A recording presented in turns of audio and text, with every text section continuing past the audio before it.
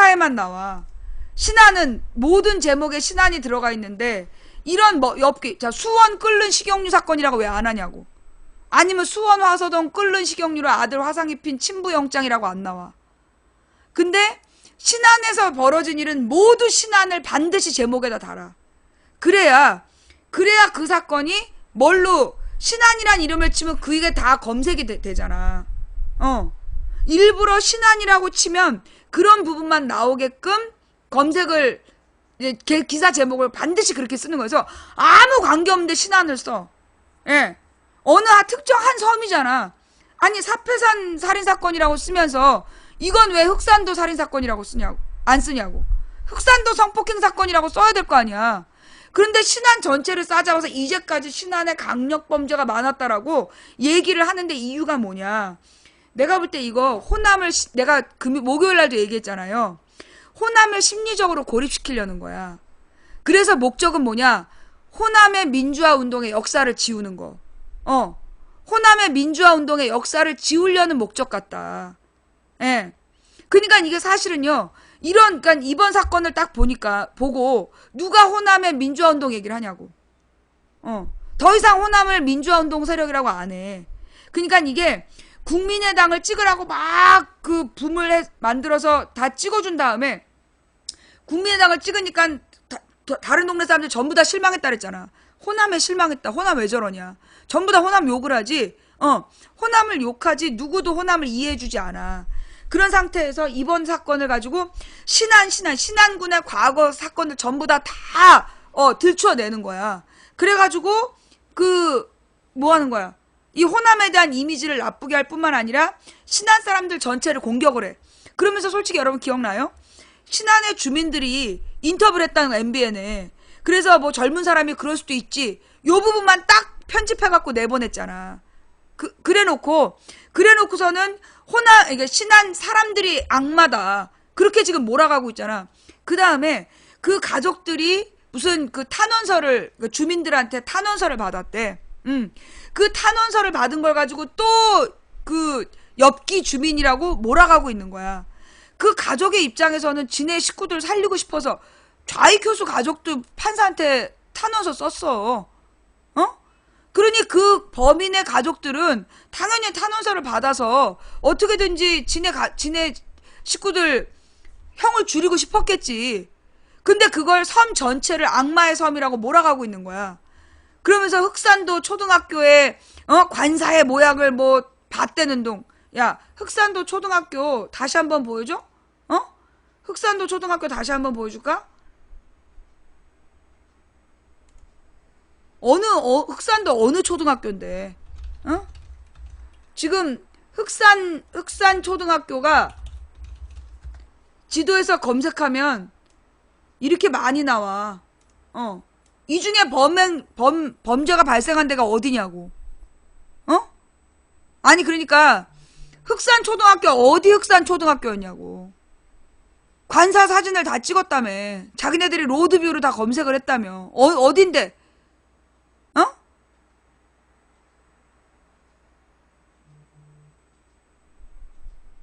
어딘지 모르면서 무슨 사진으로 로드뷰를 찍어.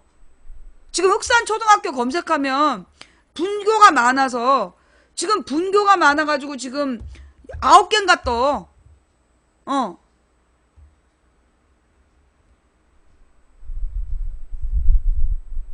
이게요, 내가 볼 때는, 예.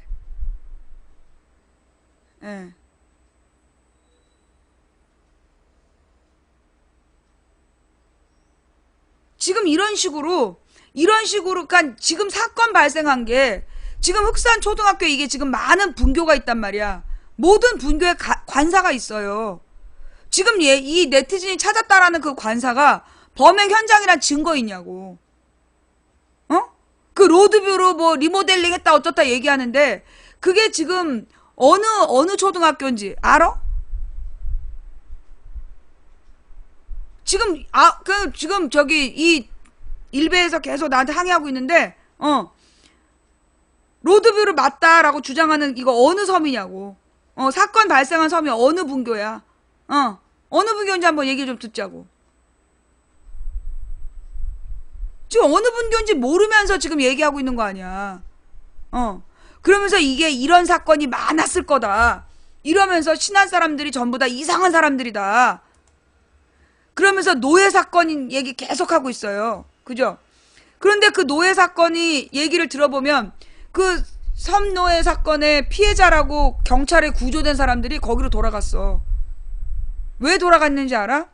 장애인이고 그 근처에 먹고 살 게 없어서 그 염전에서 일하는 것 말고 할 일이 없대. 그래서 자발적으로 돌아갔대.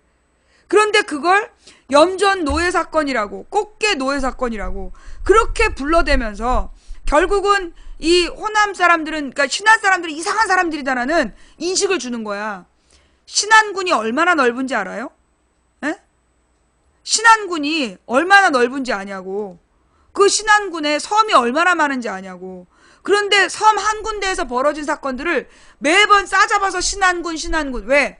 신안군에 김대중 대통령 고향이 있거든. 하이도.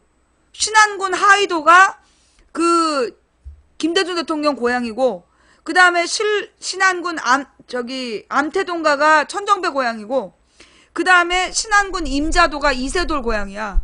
그런데 신안, 김대중, 천정배, 이세돌 고향.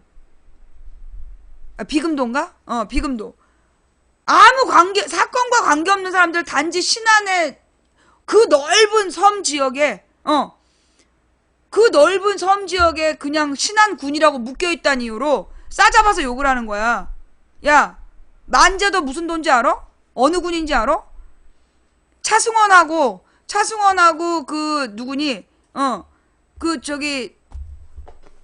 누구야? 그 사람 누구지 이름이? 차승원하고 왜 또 한 사람 있잖아. 이 사람이 가서 유해진, 차승원 유해진이 그 고기 잡아먹는 만제도, 그게 무슨 군인지 알아? 그 만제도도 신안이야. 근데 왜 만제도 얘기할 땐 신안이라고 안 쓰냐? 차승원하고 유해진 만제도에서 삼시세끼 할 때 엄청 팔아먹었잖아. 근데 그거는 삼시세끼는 신안군 만제도라고 안 해. 신안군 만제도라고 안 하고 그건 그냥 만제도야. 좋은 일이 벌어진 건 딱 집어가지고 도로 얘기하고, 이 섬 저 섬에서 벌어진 나쁜 일은 전부 다 묶어가지고 신안이라고 보도하고.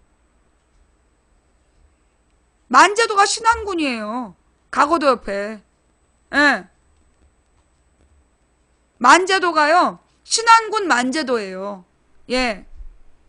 그런데 일부러 나쁜 일은 전부 싸잡아서 신안군이라고 쓰고, 만제도 팔아먹을 때는 그냥 만제도라고만 쓰고.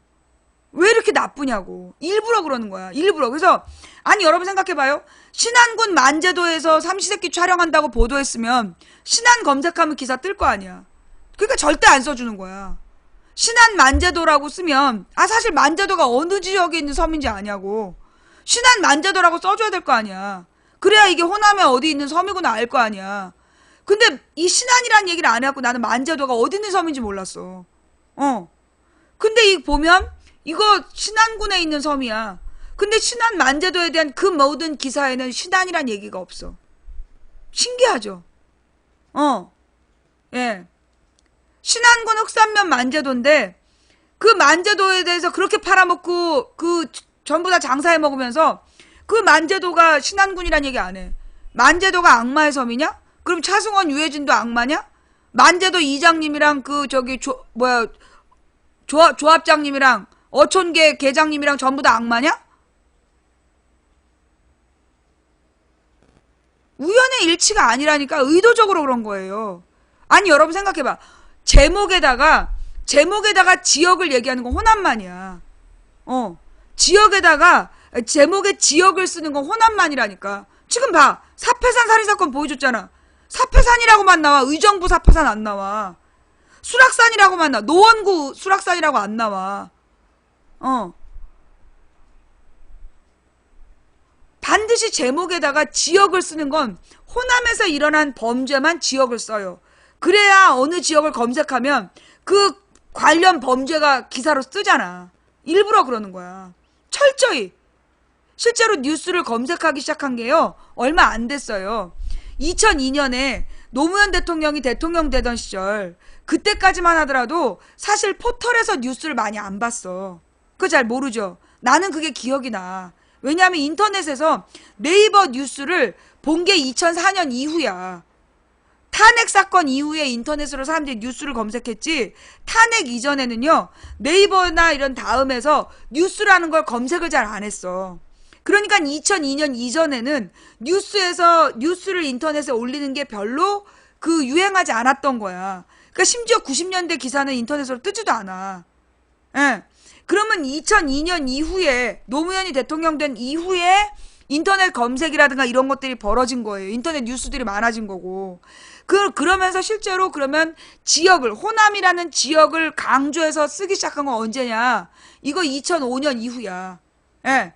2005년, 2006년 이후에 호남에 대해서 부정적인 기사들이 계속 났어요.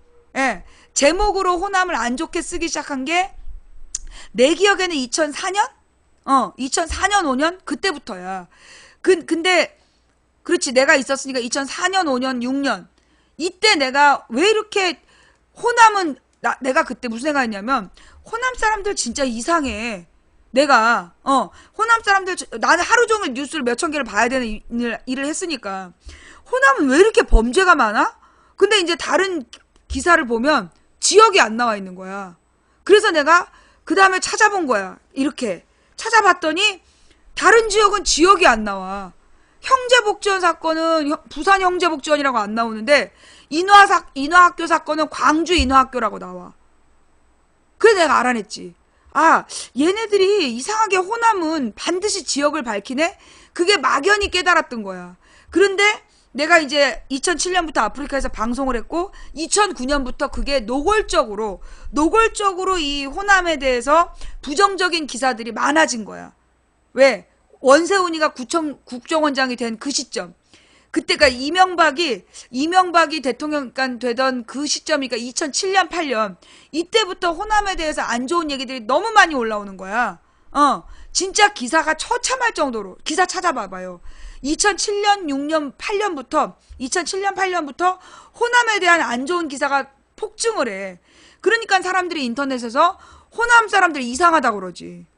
근데 그게 호남이 늘 문제긴 무슨 호남이 늘 문제야. 기자들이 문제인 거지.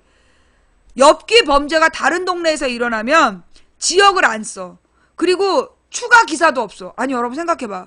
장애인을 1년 동안 학대한 악마부부 기사가 두세 개밖에 없어. 이게 만약에 신안에서 일어난 일이면 기사 100개, 300개 나왔을 거야. 그죠? 한 2주일은 보도했겠죠. 악마 부부의 가족, 일가, 친척이 다 털리고 그 악마 부부가 사는 동네 사람들의 평까지 나오고 막 그 가서 지역민한테 인터뷰까지 했겠죠. 만약에 이 악마 부부가 신안군에 있는 어느 섬에서 했다면. 그죠? 그런데 안 나와. 울산지검 딱 한마디 나오고 그냥 그걸로 끝이야. 다른 동네에서 벌어진 엽기 사건은 그다지 지역을 강조하지 않아. 그리고 이 서울 수도권에서 벌어진 일은 최소한도로 얘기해. 이게 바로 언론 보도를 통해서 그러니까 요즘에 사람들이 그러잖아. 호남은 엽기 범죄의 천국이라고. 그게 왜 그러냐? 다른 사건은 지역을 제목에 안 다르니까 검색이 안 되는 거고 호남만 지역에 반드시 제목에 달기 때문에 검색이 되는 거예요. 그래서 그래. 기가 막히지. 이건 종편만이 아니야. 지금 박근혜가 불러서 회의했던 그 데스크들, 뉴스 편집장들이 다 같이 공모해서 그런 짓을 하는 거예요. 예. 호남의 이미지 실추는 오래전부터인 것 같아요. 예, 제가 학창시절에 본 드라마 깡패는 전부 다 전라도 사람, 사투리 쓰는 사람이었어요. 친구 봐봐. 친구는 경상도 사투리 깡패잖아. 친구에 나오는 그 깡패들은 전부 다 경상도 사투리 쓰잖아요. 그니까, 뭐, 깡패가 전라도 사투리 쓴다. 그거는 나는 아니라고 봐. 그게 부정적인 건 아니고, 예. 뭐라고 그러나, 옛날부터 호남을 비하하는 건 있었어요. 박정희가 물론 죽고, 전두환 때부터, 그 전두환이 87년 광주항쟁을 겪었잖아. 그리고 난 다음부터는 정말 이 호남에 대해서 의도적으로 나쁘게 표현하는, 그게 있었어. 분명히 있었어. 예, 예. 그 호남 비하가 시작된 게 2009년부터예요. 예. 호남 비하가 시작된 게 2009년부터야. 2009년 이전에는 전라디언 홍어라는 말이 없었어. 그 원세훈이가 저기 국정원장이 된 다음에 그때부터 호남 비하 인터넷 여론몰이가 시작이 된 거야. 이게 DC 인사이드 친구들이 나한테 제보한 거야. 갑자기 전라디언 홍어란 말이 나타났다. 그전에는 없었다. 예. 그래서 이게 2009년부터 벌어진 일이고, 그래서 이게 인터넷상에서 호남 비하는 2009년부터, 그 다음에 기사로, 제목에 기사를 달기 시작한 건 2007년부터야. 호남에서 벌어진 일은 반드시 제목에 쓰는 거, 그거 2007년부터야. 그러니까 내가 그 김근태 의원님 그 홈페이지 관리하면서 뉴스를 클리핑할 때 보니까 야당 관련 일은 반드시 야당 의원이 뭐 잘못하잖아. 야당 의원이 잘못하면 반드시 당 이름을 제일 먼저 써. 그리고 국회의원 이름이 나와. 근데 새누리당, 한나라당 국회의원이 잘못하면 이름만 나와. 국회의원 이름만 나오고 야당 의원은 반드시 당 이름이 나오고.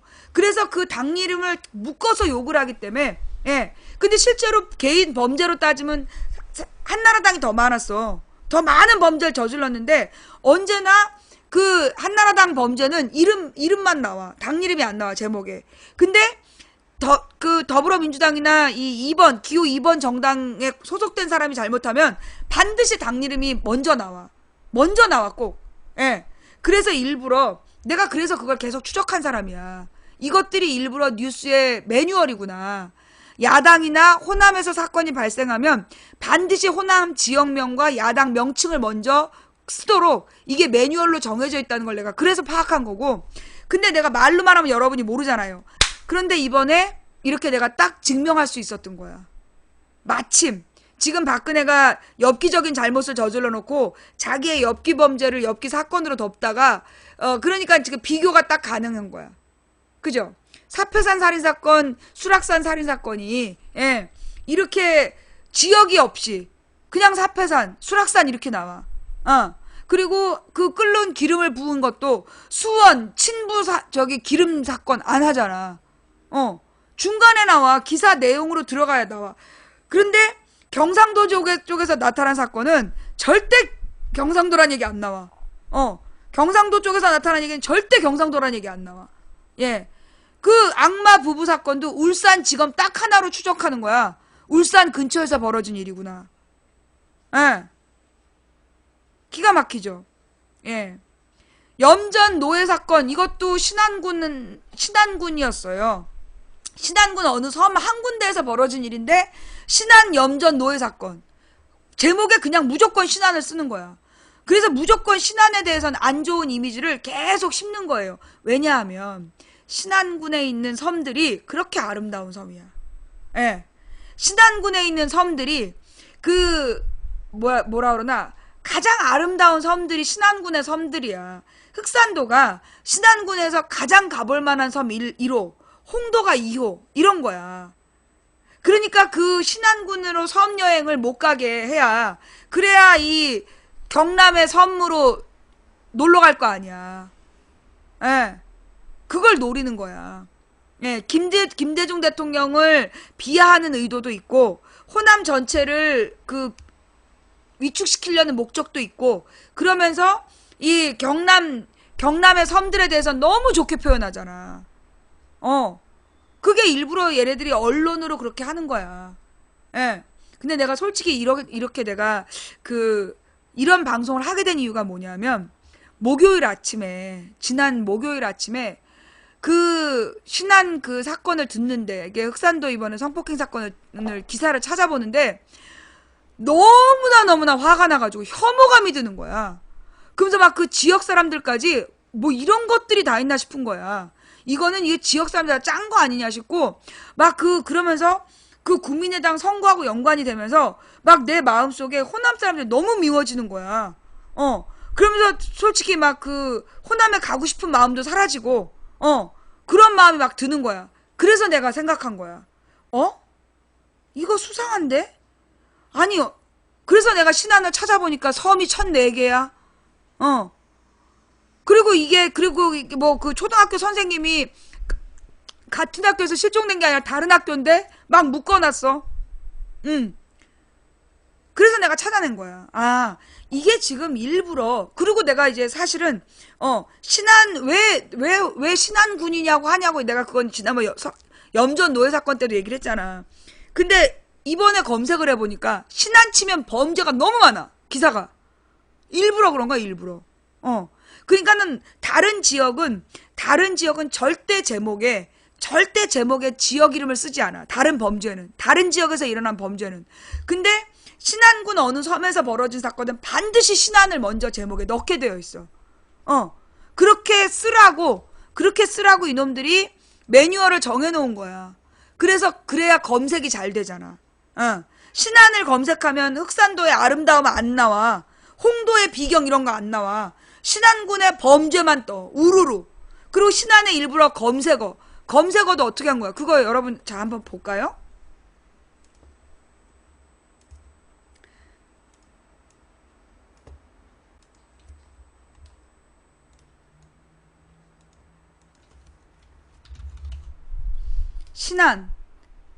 신안이라고만 검색했어. 그런데 이렇게 떠. 이거는 일부러 이걸 누가 검색어로 계속 썼단 얘기야. 예. 네이버의 검색어는 누가 계속 이걸 입력해야 되는 거야. 신안 여교사, 신안 석폭행, 신안군 흑산도, 신안 남교사 실종, 신안군 교사 실종,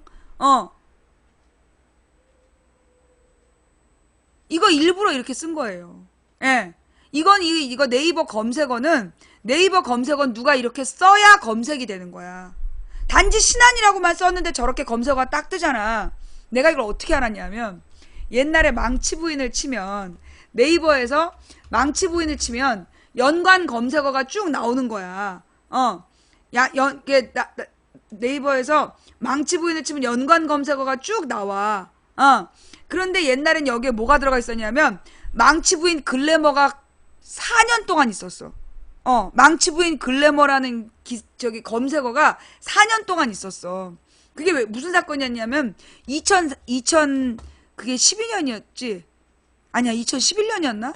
하여튼 2011년인가에 글래머라는 여자 BJ가 있었어요. 근데 그 글래머라는 여자 BJ가 아프리카에서 방송을 하다가, 어떤 이제 막 사람들 괴롭혀갖고 방송을 접게 된 거야. 그래서 억울하다고 나한테 전화를 해서 막 항의를 했어. 그래서 내가 이제 그 사람하고 통화한 내용이 생방송을 했단 말이야. 근데 그 방송 내용을 누가 일부러 이 검색어로 4년 동안 올린 거야. 그래서 알아봤더니 그렇게 검색어에 계속 올리려면 한 달에 10만 원인가 들어간대. 9만 원인가 10만 원을 내고 계속 그 검색어를 살려둔 거야. 누군가가. 예. 그걸 누가 그 검색어를 살려둔 거야. 예. 그래서 내가 알아냈는데, 아프리카에서 검색어로 그게 광고로 연관이 된대. 그래서 광고 업계에서 뭐를 딱 치면 연관 검색어로 나오게끔 그거를 해주는 거야. 그거를 9만 원인가 8만 원인가 주고 그걸 검색어를 계속 올린 거야. 예. 기가 막히죠? 그런데 내가 어떻게 했을까? 안 지웠어. 굳이 지우지 않고 그냥 못 본 척 했지. 사람들이 망치 부인을 치고 검색어에 글래머가 나오면 헛된 기대감을 갖고라도 오지 않겠어? 시청자를 증대시키기 위해서 나는 굳이 그걸 네이버에 전화해서 내려달라는 얘기 하지 않았어. 근데 내가 방송에서 이 얘기를 했다? 내가 그래서 일부러 안 내리는 거다. 지워지는 거야. 예. 내가 일부러 방송에서 그래서 안 내리는 거다라고 얘기를 하면서 낄낄거렸더니 그 다음에 지워졌어. 예. 글래머라고 생각했다 왔는데 망치 부인 어디 갔나요? 아저씨 망치 부인은 어디 있어요? 이렇게 되는 거 아니야. 자, 좌우지간. 그래서 이게 이 검색어는 누군가 의도적으로 그걸 만드는 거야. 예. 여러분 생각해봐. 이게 정상적인 검색어라면요, 망치 부인 좌익 교수가 나와야 되지 않아요? 예? 이게 정상적인 검색어면 망치부인 좌익효수가 제일 많이 나와야 되잖아. 왜? 망치부인하고 좌익효수가 기사에 제일 많이 떴으니까. 그런데 망치부인 좌익효수라는 검색어가 없어. 그죠? 예. 이 검색어 누가 이렇게 만들어 놓은 거지. 예. 당연히 망치부인의 최대 검색어는 좌익효수가 나와야지. 안 그래? 얼마나 많은 사람들이 좌익효수하고 그 망치부인을 검색을 했겠어. 예. 그런데 안 나오잖아. 이거는 이 검색어를 얘네들이 손댄다는 거야. 예. 기가 막히죠? 당연히 좌익효수 사건이 망치부인 국정원, 망치부인 좌익효수 이게 제일 먼저 나와야지. 근데 안 나와. 왜? 검색어를 내린 거야. 예, 검색어를 지운 거. 딴 거 쓸데없는 걸 막 검색어를 올려서 지운 거죠. 예. 그 망치부인 학력을 누가 검색하겠어. 이거 다 공지글에 나와 있는데. 예.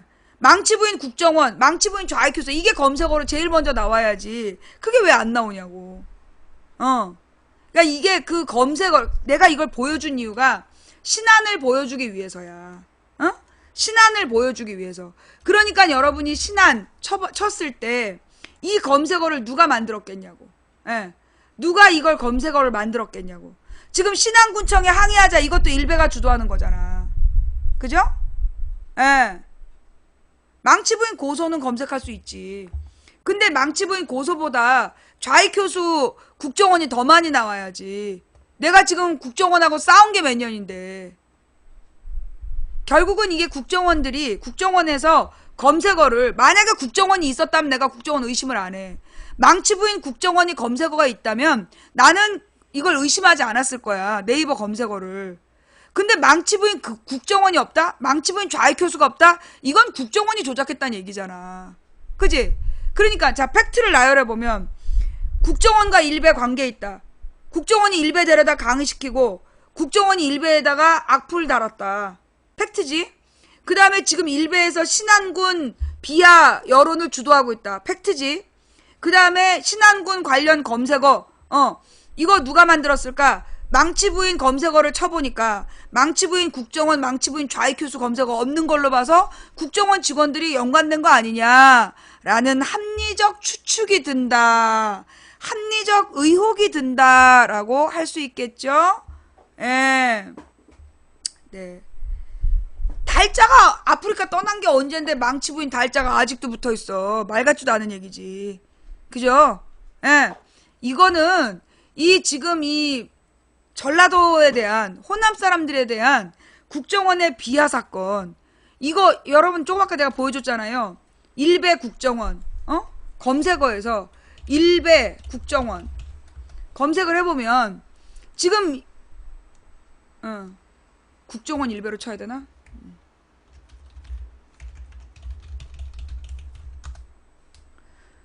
국정원 일베라고 검색을 하면 좌익효수급 일베 국정원 직원 더 있다. CBS 조은정 기자 이달의 기자상 수상. 그러면서 이제 이 좌익효수 했다고 상 받았다는 얘기고요. 그다음 예 여기도 봐봐. 일베 댓글 국정원 직원 3명 또 밝혀. 2012년 대선을 전후해 좌익효수라는 필명을 쓴 국가정보원 직원 외에 다른 직원 3명이 인터넷 공간에서 정치적 성향의 글을 올리다가 검찰에서 조사를 받은 사실이 뒤늦게 드러났다. 예. 일베 댓글을 썼던 국정원 직원이 또 있다. 예. 그런데 얘네들은 어떻게 됐을까요? 처벌 받았을까요? 안 받았을까요? 안 받았어요. 예. 처벌 안 받았어. 지금 국정원의 논조는 뭐냐? 좌익효수가 해임된 건 그게 개인적인 일탈행위라서 해임했다는 거야. 그럼 쟤네들은 왜 해임 안 하냐고. 좌익효수랑 똑같은 짓을 한 쟤네들은 왜 해임을 안 하냐고. 개인적인 일탈행위라서 해임했다면 왜 나머지 국정원 직원들은 해임 안 해. 말 같지도 않은 얘기지. 쟤네들까지 다 해임했다면 이 여자 좌익효수 김하영까지 해임했다면 그러면 내가 믿어주지. 근데 왜 여자 좌익효수는 해임 안 하고 남자 좌익효수만 해임하고 남자 좌익효수랑 똑같이 3천 몇백 개 전라도 악플 다른 쟤네들은 왜 해임 안 하냐고. 왜 지금도 신안군 그 검색어 조작시키는 거 아니야? 쟤네들 시켜서? 어? 예. 오유는 왜 아무 말 안 하고 일베만 뭐라고 함? 국정원에서 오유는 데려다 강연을 안 했어. 국정원에서 오유를 불러다가 강연 안 했어. 일베만 데려다 VIP 강연을 했지. 그러니까 일베를 욕하는 거야. 됐지? 자, 예. 이 국정원은요, 진짜 이거 해산돼야 돼. 그리고 중요한 건, 이게 국정원만의 물타기가 아니라, 지금 이제 이 국정원이 계속해서 북한 정보는 못 알아내고, 계속 네티즌 여론조작만 지금 하다가 걸린 사건이고, 이번 건은. 그러면서 지금 중요한 건 언론이에요. 기사를 국정원이 쓰는 건 아니잖아. 근데 국정원 언론에서도 일부러 지역명을 앞서서 쓰고 있는 거. 아니 신안에 그 많은 섬이 있는데 왜 다 싸잡아서 신안이라고 쓰냐고. 도 이름을 써. 왜 만제도만 만제도라고 쓰고 만제도도 신안이라고 쓰든가. 신안 만제도 삼시세끼 다시 촬영 이렇게 쓰면 될 거 아니야. 왜 만제도 같이 좋은 기사는 신안 이름 싹 빼고 나쁘고 엽기적인 사건이 있을 때만 신안을 쓰느냐고. 그래서 신안을 검색하면 범죄 도시처럼 보이게끔 유도한 거 아니야. 의도적으로. 이거는 언론사들이 짜고 쓰는 거야. 어떻게? 편집장 회의에서. 언론사 편집장 회의에서 그렇게 짜고 그렇게 분위기를 몰아가는 거야. 호남에서 벌어진 사건은 반드시 지역을 먼저 쓴다. 지역을 먼저 써서 사람들한테 지역에 대한 이미지를 나쁘게 한다. 야당과 호남 사건은 반드시 제목에 당과 지역 이름을 쓰게 해서 부정적인 이미지를 심는 거야. 이게 뭐냐? 심리전단반에서 하는 짓이야. 심리전단반에서. 그래서 지금은 이제 호남이 국민의당을 지지하는 바람에 떨어져 나갔죠. 근데 내가 계속 이 얘기를 10년 동안 했던 이유는 그동안 호남이 야당을 지지해왔고 언제나 야당을 지지하는 호남이었기 때문에 나는 호남이 욕먹는 줄 알았어. 근데 오늘 보니까 이게 더민주를 지지하지 않아도 이렇게 욕을 먹는 거는 결국은 목표는 호남이야. 목표는 호남. 무슨 목표냐? 호남 사람들은 단결을 잘하니까 그 단결된 호남을 뭘로? 새누리에게 충성하게 하자. 그런 계획으로 지금 호남 사람들을 위축시키는 거야. 심리적으로 고립시키고 전국에서 욕먹어서 너희들은 우리 말고 아무도 돌봐줄 수 없어. 그러니 너희들이 살고 싶으면 우리한테 충성해. 이걸 노리는 거야. 내가 볼 땐. 그게 아니면 이렇게 할 수가 없어. 예. 아니 왜 모든 잘못을 할 때, 모든 기사를 쓸 때 왜 호남을 꼭 지역 제목으로 쓰냐고. 예. 다른 지역은 안 써. 제목에. 절대 안 써. 그러면서 호남만 지역을 앞세워서 쓰고 호남만 지역에 대한 부정적인 제목을 달아서 이 사람들에게 인식을 심어서 이제 이 호남은 아니 생각해봐. 흑산도가요. 호남에서 가장 관광으로만 먹고 살던 동네야. 이번 사건으로 흑산도는 다 굶어 죽게 생긴 거야. 굶어 죽어야겠지. 신안군이 전부 굶어 죽어야 그래야 자기들 말에 따르겠지. 안 그래? 그러면서 호남 세속화론을 퍼뜨리는 거야. 너네가 평생 야당 지지해서 뭐 하겠냐. 새누리를 뽑아야 부자 된다. 그렇게 얘기하기 위해서 호남을 일단 죽여야 될 거 아니야. 호남을 굶겨 죽여야 그래야 이 사람들이 호남 세속화를 더 이상 굶어 죽지 못해서 이게 옛날에 김구 선생이 아니라 누구야? 안중근 장군의 자식들. 안중근 장군의 자식을 그렇게 윤봉길 의사였나? 윤봉길 의사의 그 아들이었나 안중근 장군의 아들이었나를 그렇게 한 거 아니야. 모든 일을 못하게 모든 직장에서 쫓겨나게 해서 굶겨 죽이게 한다. 굶어 죽을 직전까지 몰아간 다음에 너 일본을 위해 강연해라. 그래서 친일파로 만들었어. 그래서 안중근 장군 맞죠? 예. 안중근 장군의 아들의 이름을 팔아서 친일파들이 안중근 아들을 친일파 앞잡이를 만들었어.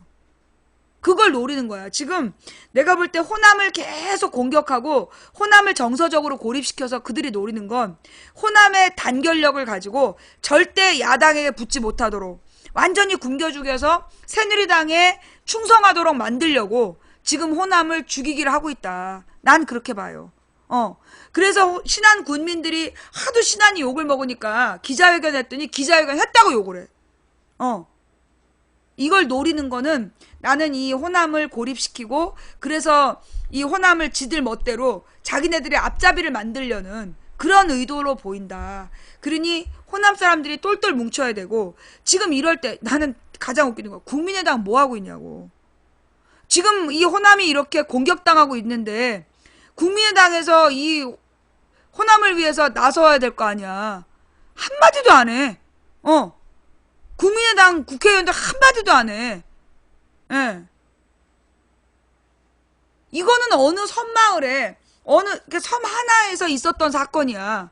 근데 이걸 가지고 신안군 전체 사람들이 굶어 죽게 생겼는데 아무도 나서서 말을 안 해. 그러면서 내가 볼 때 지금 국민의당을 죽이게 하려는 것 같아. 지금 이제 안철수하고 김수민이라는 그 여자를 싸잡아가지고 이제 죽이려고 그러잖아. 그런데 내가 볼 땐 여기에 뭔가 숨은 게 있어. 무슨 얘기냐? 박선숙이란 사람이 내가 그 사람을 알아. 이 동네 살아. 여기 쌍문 1동 사는 사람이라 쌍문 3동 사는 사람이라 내가 박선숙 의원을 몇 번을 만났어. 그런데 박선숙이란 사람이 그렇게 무슨 작정하고 사기치고 돈 빼돌리고 그럴 사람이 아니야. 내가 분명히 알아. 박선숙이란 사람을 내가 아는데 그 사람이 그렇게 나쁜 짓 할 사람이 아니에요. 열린우리당에서 2004년에 비례대표로 국회의원이 됐고 그리고 국회의원으로 똘똘하게 일했고 그리고 김대중 대통령 비서실에서 일했던 사람, 김대중 대통령 청와대에서 대변인으로 일했던 사람이야. 그 사람 진짜 깨끗한 사람이야. 절대 나쁜 짓 할 사람이 아니라고. 그런데 이제 이번에 일이 터졌잖아. 그러면서 김수민이라는 사람이 보니까 어느 교수가 소개한 사람이더라고. 예. 교수가 소개한 사람인데 이게 지금 나온 정보, 지금까지 나온 정보는 국민의당의 어떤 당직자가 꼰질렀다. 내부 고발이라는 거야. 국민의당의 내부에서 이 사건을 터뜨렸다라는 거예요. 그럼 누굴까? 내부에서 터뜨린 자들은 누구일까? 망치 논리 보소. 불만 있어? 망치도 이젠 아닌가벼. 이젠 아닌데 왜 봐. 펜딱지 달고. 예. 자, 이번 사건은 내가 딱 보니까 어떤 분위기냐. 지금 국민의당이 왜 평가가 엇갈리느냐. 내가 이제까지 안 한 얘기 한 부분이야. 나도 이제까지 강조 안 했던 건데 이번 사건을 통해서 내가 다시 들여다본 사건. 뭐냐. 국민의당에 우리가 친이계만 있는 줄 알잖아. 예. 국민의당에 친이계만 있는 줄 아는데 왜 호남 사람들이 국민의당을 찍었을까? 실제로 방송할 때는요. 아니 선거 때는요. 친이계는 절대 방송에 안 나왔어요. 그럼 누가 나왔냐? 이혜영 교수라든가 박선숙 의원이라든가 전 의원이라든가. 그래서 누가 나왔냐면 국민의당을 팔 때 민주 세력을 팔았다니까. 옛날에 그 뭐라 그러나 그 민주화 운동에 관계됐던 개혁 진보 세력이었던 교수나 박선숙 같은 사람을 팔았어. 그래서 그 사람들 보고 호남 사람들은 그러니까 국민의당이 야당이다. 국민의당 개혁적이다. 이렇게 생각하고 찍어준 거야. 호남이 등신도 아니고 친이명박계로만 구성되어 있으면 찍었겠냐고. 호남 사람이 그렇게 쉽게 속는 사람들이 아니야. 그러면 어떻게 속았냐? 결국은 이 진보적인 성향의 사람들을 앞세워서 국민의당에 그런 사람들이 있는 것처럼, 그런 사람들로 구성되어 있는 것처럼 속여 넘긴 거라고. 이번에 그러면 김수민이라는 사람도 현재까지 찾아보니까 이 사람이 누구냐 하면 숙명여대 동아리에서 얘네가 광고 동아리를 만든 거야. 그리고 이제 창업 동아리. 그래서 이 창업 동아리에서 뭘 히트쳤냐? 허니버터칩. 허니버터칩이 엄청 인기 끌었잖아. 이 허니버터칩의 그 포장지 디자인을 한 게 이 김수민이라는 사람이라는 거야. 그래서 이 김수민이라는 사람이 그 뭐라 그러나 광고 업계에서는 나름 떠오르는 신이었던 거야. 그랬던 애가 이번에 이제 그 광고 업계를 이제 이 국민의당에서 이 여자랑 관계 있는 어떤 광고 업계에다가 일감을 몰아준 거야. 근데 그 일감을 몰아준 업체에서 얘한테 돈을 보냈다는 거야. 그래서 이게 리베이트다라고 지금 이제 검찰이 수사 중이잖아. 그런데 이번 사건을 가만히 보니까 그 여자가 나는 리베이트를 받은 게 아니고 일한 대가를 받았다. 그래서 보니까 국민의당 홍보하는 그 팀에 이 사람이 홍보를 전담했던 것 같아. 예. 그러니까 자기가 홍보 디자인을 하거나 자기가 일했던 부분을 받은 거야. 근데 이걸 리베이트라고 지금 쓰고 있는 거지. 예. 지금까지 나온 뉴스들을 보니까 그런 것 같아요. 예. 그러니까 이 사람이 지금 자기가 억울하다. 나는 리베이트를 받은 게 아니라 일한 대가를 받은 거다. 그러니까 이제 국민의당 홍보물을 맡긴 어떤 회사에서 이 여자한테 돈을 준 거야. 그럼 이 돈은 이 여자가 자기가 그 회사에서 일하면서 그 디자인을 해서 받은 돈일 수도 있는 거라고. 그런데 그 돈을 가지고 지금 국민의당 스캔들을 터뜨린 거야. 그럼 목적이 뭐냐? 목적이. 이거는 내가 볼 때 국민의당에서 개혁 진보 세력을 몰아내는 거야. 국민의당에서 개혁 진보 세력과 안철수를 묶어서 버리고, 예. 그러니까 이제 이 국민의당에서 개혁 진보적인 애들을 팔아가지고 선거를 했잖아. 그러니까 이제 박선숙이나 또는 진보적인 성향의 교수들, 지금 호남의 교수들이 국민의당 운동했잖아. 걔네들 잘라내는 것 같아. 지금 보니까, 예. 국민의당을 일단 고립시킨 다음에 그 국민의당을 지금 장악하려는 시도로 보인다고. 예. 이건 토사구팽하고 다른 개념이야. 예, 이건 토사구팽이랑 다르고 처음부터 의도였던 것 같아. 그러니까 호남 사람들한테 국민의당을 찍게 할 때는 그 간판으로 내세웠던 사람들을 지금 이제 이 간판을 바꾸는 거지. 그래서 일단 호남은 국민의당으로 묶어놓고 그 다음에 호남에서 개혁적인 사람들 버리는 거야. 그래놓고 이 국민의당을 찍은 호남은 어쩔 수 없이 자기네들 따라오게 하고 그러면서 호남을 정서적으로 이 신안 사건으로 고립시키고 그 다음에 새누리당에게 충성하라는 그런 구도로 가는 거 아니냐. 그러면서 다음 멘트를 영호남의 그러니까 경북과 이 호남이 지지하는 후보 반기문 뭐 이런 식으로 지금 판 짜놓은 거 아니냐. 그런 생각이 든다. 지금 안철수를 죽이고 있는 이유가 왜냐하면 안철수하고 반기문을 둘 다 살리면 자기네 표가 분산되니까 지금 이번 건으로 안철수는 용도 폐기되는 것 같아. 안철수는 어차피 안 될 것 같다. 그러니까 안철수는 버리고 그 영남과 호남을 묶어서 지금 쟤네들이 작업하는 건 영호남을 묶을 수밖에 없는 구조를 만들어서 그래서 자기네들이 지지하는 후보를 밀 수밖에 없는 분위기를 만드는 것 같다. 그래서 개혁적인 교수진들은 이혜영이나 이런 사람들은 되게 개혁적인 교수야. 근데 이런 사람들 내쫓는 거지. 내쫓고 그리고 이제 뉴라이트 교수들만 남아있게. 그래서 이제 호남의 뉴라이트 교수들이 입김을 세게 하고 그리고 지금 호남 다른 국회의원들 뭐 하냐고. 국민의당 의원들 뭐 하고 있어. 가만히 있잖아. 아무것도 안 해. 천정배도록 아무것도 안 해. 이 난리가 나고 있는데 아무것도 안 해. 내가 볼 때 국민의당 의원들 혹시 사찰당한 거 아닐까. 그러니까 아무 말 못하는 거 아닐까. 하여간 지금 분위기는 나는 얘네들이 그런 구도로 가고 있는 것 같다. 지금 박근혜 하는 꼬라지가요. 전혀 반성의 자세가 없어. 전혀 반성의 자세가 없고 그리고 얘네들이 하려는 건 뭐냐. 정말 내각제 개헌이야. 내각제 개헌을 하려는 게 목적이고 그 내각제 개헌을 하기 위해서 어떻게든지 국회를 마비시키려는 게 목적이고 그래서 지금 지난 선거 때 선거를 못하게 하려고 그랬는데 막아냈고 한번 이번에도 국회 원구성 못하게 하려고 하면서 막 국회 원구성을 못하게 여론몰이를 하려고 그랬는데 막아내버린 거야. 단칼에 끊어버린 거야. 그러니까 얘네들이 지금 답답하겠죠. 예. 얘네들의 목적은 국회를 무력화시켜서 국회를 해산해야 된다는 여론, 국회를 해산시켜야 된다는 여론을 만드는 거야. 그러면서 지금 퍼돌리고 있는 카톡이 뭐냐? 국회의원 연금법. 그거 허위사실이에요. 지금 카톡으로 돌고 있는 내용이 국회의원 연금법, 박원순 동성애 두 가지를 돌고 있어. 박원순이 동성애를 지지했다. 그 다음에 국회의원 연금법. 그 국회의원 연금법 그거 거짓말이야. 그거 폐기됐어. 개정됐다고. 근데 계속 도는 목적이 뭐냐? 국회의원 연금법을 돌리는 이유가 뭐냐? 국회 무용론. 국회에 대한 이미지를 나쁘게 해서 국회 다 필요 없다. 국회의원들 다 없애버려야 된다는 여론을 지금 조성하는 작전조야. 걔네들이 퍼뜨리는 거예요. 이거 꼭 알아두세요. 왜 국회의원 연금법을 돌리냐 하면 그래놓고 맨 밑에다가는 무슨 민족주의적인 내용을 덧붙였어. 그래가지고 이제 돌리고 있는 거야. 아주 심리전단반이 만들어낸 논리인 거죠. 국회 무력화가 목적이야. 왜? 지금 박근혜가 종신영구독재라는 걸 막아낼 수 있는 유일한 기관이 국회이기 때문에.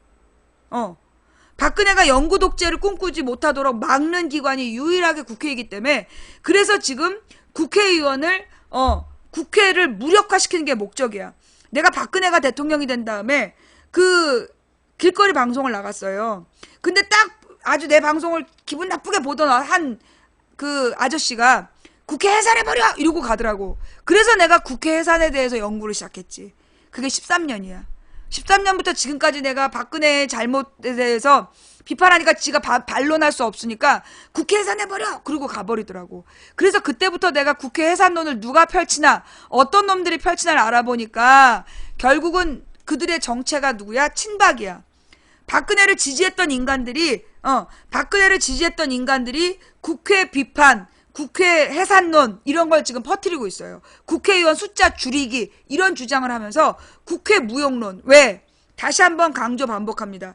이제까지 국회 해산은 4번 있었다. 그 중에서 국회의원들이 스스로 자발적으로 해산한 건 딱 한 번. 1960년 4.19 혁명이 일어난 다음에 국회를 해산하고 새로 선거해야 된다라고 했던 스스로 해산한 거 딱 한 번. 나머지 3번은 누구야? 박정희가 2번, 전두환이 1번. 그래서 이건 군부 독재자들만이 국회를 해산했던 일인데 박근혜가 대통령이 된 다음에 아무나 쉽게 국회 해산론을 얘기하고 있어. 87년 헌법이 바뀌어서 국회를 해산할 수 없어요. 근데 이것들이 뻑하면 주둥이만 열면 국회 해산이야. 새누리당 국회의장 후보가 국회 해산을 주장하고 국회 해산 얘기가 굉장히 많이 나오고 있어요.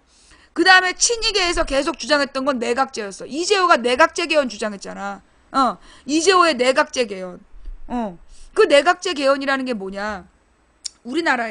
우리나라에서는 선거구가 소선거구야.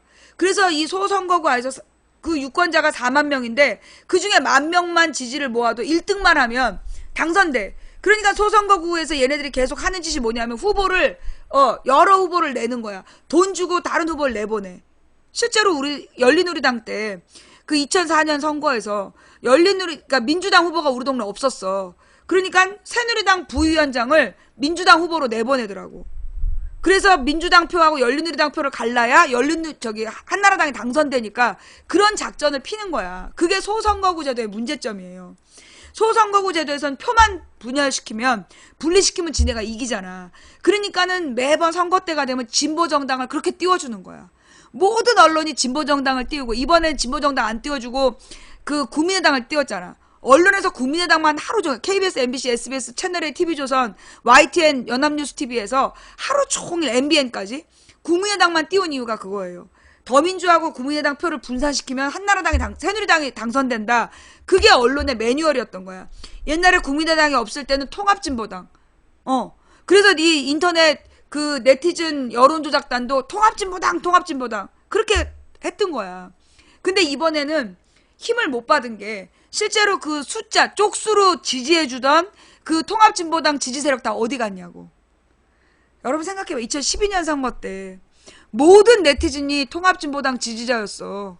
그죠? 그 사람들이 정말 통합진보당 지지자였다면 이번에 정의당을 지지했겠죠. 그런데 정의당 지지하는 걸 많았어 적었어? 별로 없었잖아. 국민의당 지지자가 많았지. 그지? 그 통합진보당의 열풍이라고 쓰고 다녔던 놈들이 국정원이었던 거야. 정말 통진당 지지자들이었다면 지금 정의당을 지지했겠지. 그때 통진당 열기가 그대로 살아있어야 될 거 아니야. 아니었던 거야. 결국 통진당 열기를 만들었던 그때 그놈들이 국정원이었던 거지. 목적은 뭐야? 통진당을 띄우는 목적이 한나라당이나 통합민주당이나 똑같다. 한나라당이나 민주당이나 똑같으니까 통합진보당을 찍어야 된다. 그 여론몰이를 했던 거야. 그래야 표가 분산되니까. 야권 표를 분산시키기 위해서 그 작전을 폈던 거야. 그러니까 이번에도 국민의당을 계속 띄운 게 그래서 그 전국이 국민의당하고 더민주가 표가 갈려져서 그래서 한나라당이 압승한다. 여러분 개표 방송할 때요. 개표가 다 안 끝났는데 개표가 중단됐다며. KBS, MBC에서. 이유가 뭔지 아세요? 그래픽이 준비가 안 됐대. 개표 방송을 하다 말은 거야, KBS, MBC가. 이유가 뭐냐면 그래픽이 준비가 안 된 거야. 전부 다 새빨간색으로 준비를 해놨는데 이 한나라당이, 새누리당이 압승하지를 못했잖아. 그래서 새누리당이 이긴 지역만 부분 그래프를 보여주다가 나중에는 그것도 전부 다 뒤집어지니까 못한 거예요.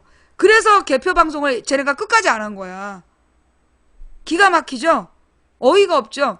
얘네들이 노린 건 뭐냐? 국민의당을 존나 띄워주면 국민들이 지난번에 통진당에 속아 넘어갔듯이 이번에 더민주랑 국민의당이랑 찢어져서 표가 갈라져서 한나라당이 압승할 거라고 생각했던 거야. 그런데 우리 국민들이 어떻게 했어요? 아주, 그러니까 호남을 제외한 나머지 지역에서 아주 의도적으로 전략투표를 해버린 거 아니야. 2번으로 전략투표를 해버렸기 때문에, 그래서 걔네들이 지금, 쟤네들은 진짜 180석 가는 줄 알았어. 거짓말 안 하고 쟤네 진짜 170, 180 간다고 생각하고 있다니까. 더민주 국민의당을 충분히 국민의당만 띄워서 더민주를 죽였기 때문에 지네가 이기는 줄 알았어. 근데 실패한 이유가 뭐야? 우리 국민들이 깨어났기 때문에. 우리 국민들이 깨어나서 그 전략적 투표를 해버린 거야. 그러면서 난 이번 선거에서도 사실 수도권에서 호남 사람들이 많이 사는 지역은 더민주가 떨어졌어요. 예. 호남이 많이 살아서 야권이 항상 이겼던 지역은 새누리당이 이번에 다 됐어. 왜? 국민의당이 분열돼가지고. 그러니까 호남 사람들이 국민의당으로 몰표를 주는 바람에 그 수도권에서 야권이 항상 이기던 지역이 많이 졌어. 그 이유가 호남 사람들이 3번을 찍었기 때문에. 3번을 찍었기 때문에. 예. 그래서 뭐 안산, 그 다음에 뭐 성남, 그런데 몇 군데가 있어. 서울에서도 진성준 지역, 이런데 거기 야권 우세 지역이었어. 그런데 그 진 이유가 그 호남 사람들이 3번 찍었기 때문에. 아주 나쁜 놈들이 비례는 3번입니다 이렇게 보낸 거야. 그게 왜 그랬냐? 내가 볼 땐 호남 그 향후의 안에서 수도권에서 논쟁이 있었던 거야. 추측컨대. 비례는 3번입니다라는 얘기는 그러면 지역은 2번 찍으란 얘기야. 그런데 그러면 지역은 2번, 비례는 3번이라고 하자고 했을 거라고 내 생각에 추측이 돼. 그런데 지역은 2번, 비례는 3번이 안 된 이유가 뭐냐? 그거는 논란은 있었을 거다. 2번, 3번으로 가야 된다는 논란이 있었을 텐데 지워진 이유가 의도적으로 2번을 찍지 말아야 된다는 사람들이 이긴 거고, 그러면 아예 3번이라고 갈 수 있는데 2번 선거는 3번입니다라고 못 가고 비례는 3번입니다라고 간 이유는 아직 수도권 호남 향후에서 지역은 2번 찍어야 된다는 사람들이 있었다는 내 추측은 그래.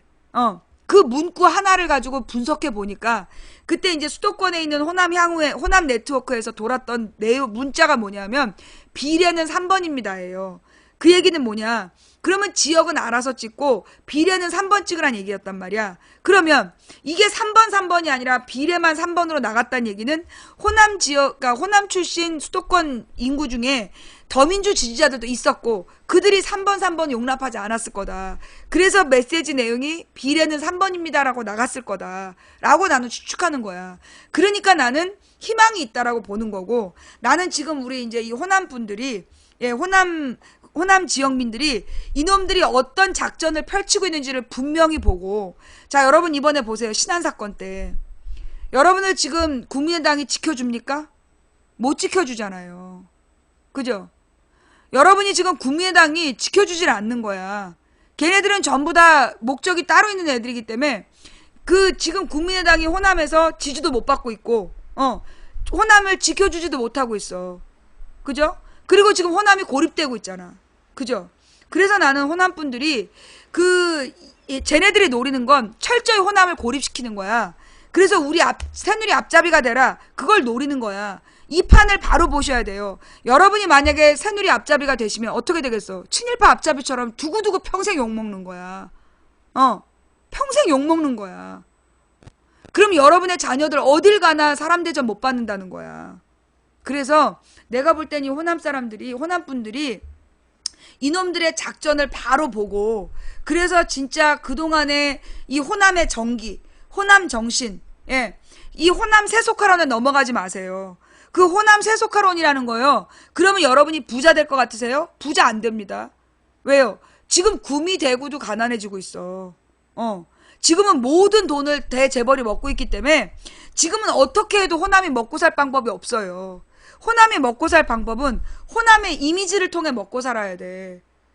진취적이고 개혁적인 그 이미지로 호남이 정말 일본, 이탈리아의 볼로냐처럼, 예, 정말로 이 소비자 연합, 소비자 연대 이런 운동을 주도해서 도시와 농촌의 연관관계 이런 것들을 주도해서 정말 우리 먹거리 지키기 운동, 환경 운동 이런 걸로 이 호남이 새로운 생태와 환경의 중심의 지역으로 우뚝 서서 도시와 연계한, 그래서 도시 소비자 운동과 더불어서 상생을 해야지.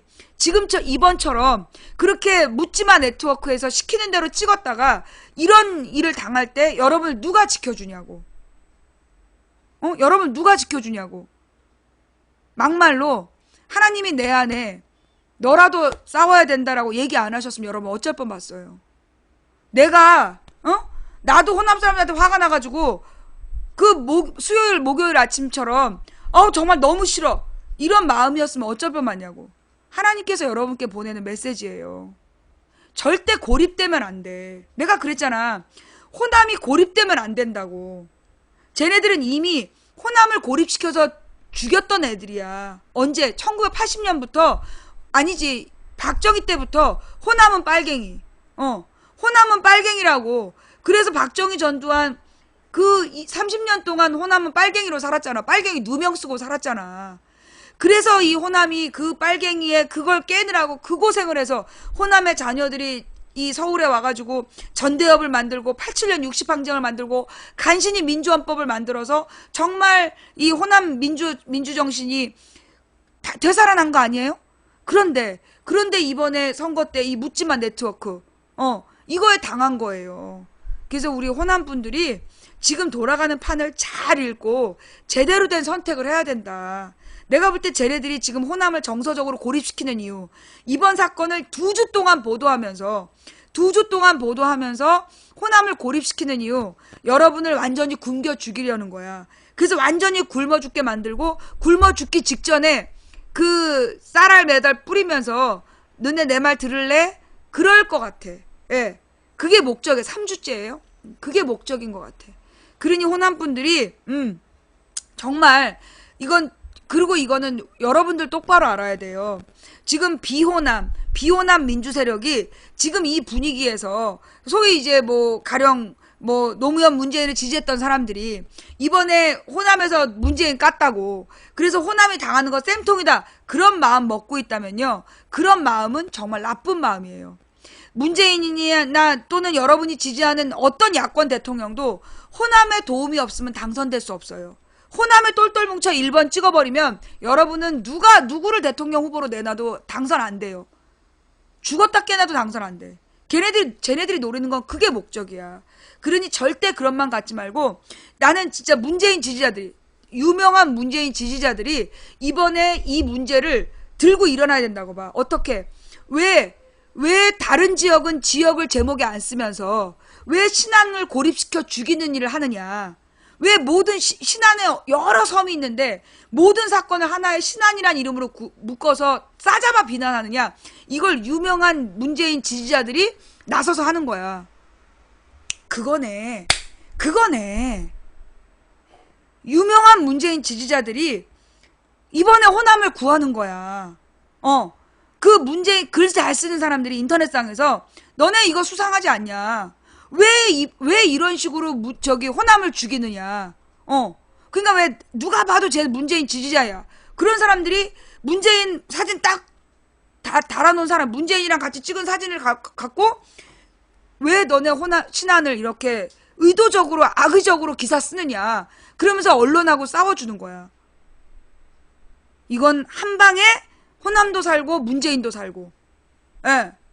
한 방에 호남도 살고 문재인도 사는 길이네. 예. 이거는 호남을 구해야 될 문제야. 예. 호남을 문재인 지지자들이 나서서 구해야 돼. 그래야 이 호남 분들이 느끼는 이 소외감이나 이런 문제들 해소될 수 있어요. 그리고 지금 이제 문재인 선수가 저기 가 있잖아. 네팔에. 나는 잘한 거라고 생각해. 왜냐하면 지금 안철수가 죽는 이유가 뭔지 알아요? 문재인이 떠났기 때문이야. 지금 벌써부터 문재인이 힘 뺄 필요 없어. 문재인은 지금 가서 야권은 빠질 필요 있어. 지금 우리는 뭘요? 그래, 반기문 안철수 둘이 붙어서 한 놈 살아남아라. 산 놈하고 붙자. 이런 구도로 가서, 그러니까 반기문이 안철수를 죽이는 거야. 근데 문재인이 만약에 서울에서 돌아다니면, 한국에서 움직였으면 아마 안철수를 띄워서 문재인 잡기 공략을 했을 거라고.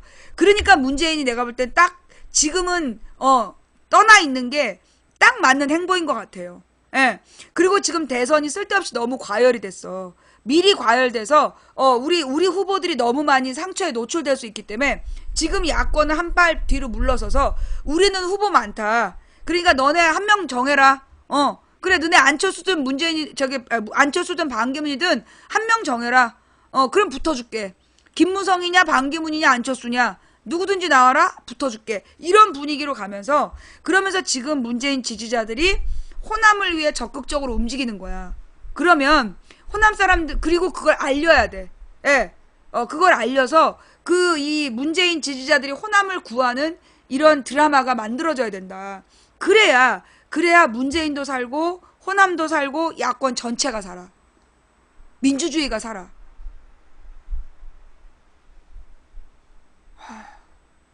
내가 해놓고 보니까 맞는 말 같은데 맞아요? 내가 해보니까 이게 맞는 것 같은데, 예. 여러분 생각은 어때요? 맞는 것 같아요? 예. 이런 드라마. 그러니까 이 옛날에 광주에서 노무현을 선택해서 노무현을 대통령을 만들었듯이 이번에 문재인 지지자들이 호남의 누명을 벗겨주는 거야. 호남의 누명을 벗겨주고 호남을 지켜주는 모습을 보여주는 거지. 그래서 호남 사람들의 마음의 상처를 풀어주는, 그래서 진정한 영호남의 화합은 이번 일로 만들어지는 거야. 어우씨. 소름이 훅 돋았어. 소름이 훅 돋았어. 예. 다 사는 길이네. 내가 느낌이 그래요. 이번에 쟤네들이 굉장히 많은 풀로 모든 공격을 해올 거야. 별의별 짓을 다 할 거야. 물량으로 공격할 거야. 어마어마한 돈이 있기 때문에 저것들이 엄청난 물량 공세를 할 거야. 그런데 우리가 믿을 건 정말 하나님의 지혜야. 하나님께서 우리에게 지혜를 주시면 우리는 그들의 모든 공작을 다 이겨낼 수 있다. 예. 나는요, 안희정이 나오든 문재인이 나오든 박원순이 나오든 나는 천정배까지도 난 받아들일 수 있어. 적어도 그 4명 중에 1명이 대통령이 된다면 반기문이니 안철수니 이런 사람들보다는 훨씬 나는 나라를 잘 운영할 거란 생각을 해요. 난 누구든 그 넷 중에 이긴 사람 편들 거야. 난 현재 지금 아무도 편 안 들어. 누구든 이긴 사람이 내가 편들 사람이야. 그러니 여러분도 다 같은 마음을 드셔야 되고요. 예. 그리고 지금은 우리가 호남을 구해야 돼.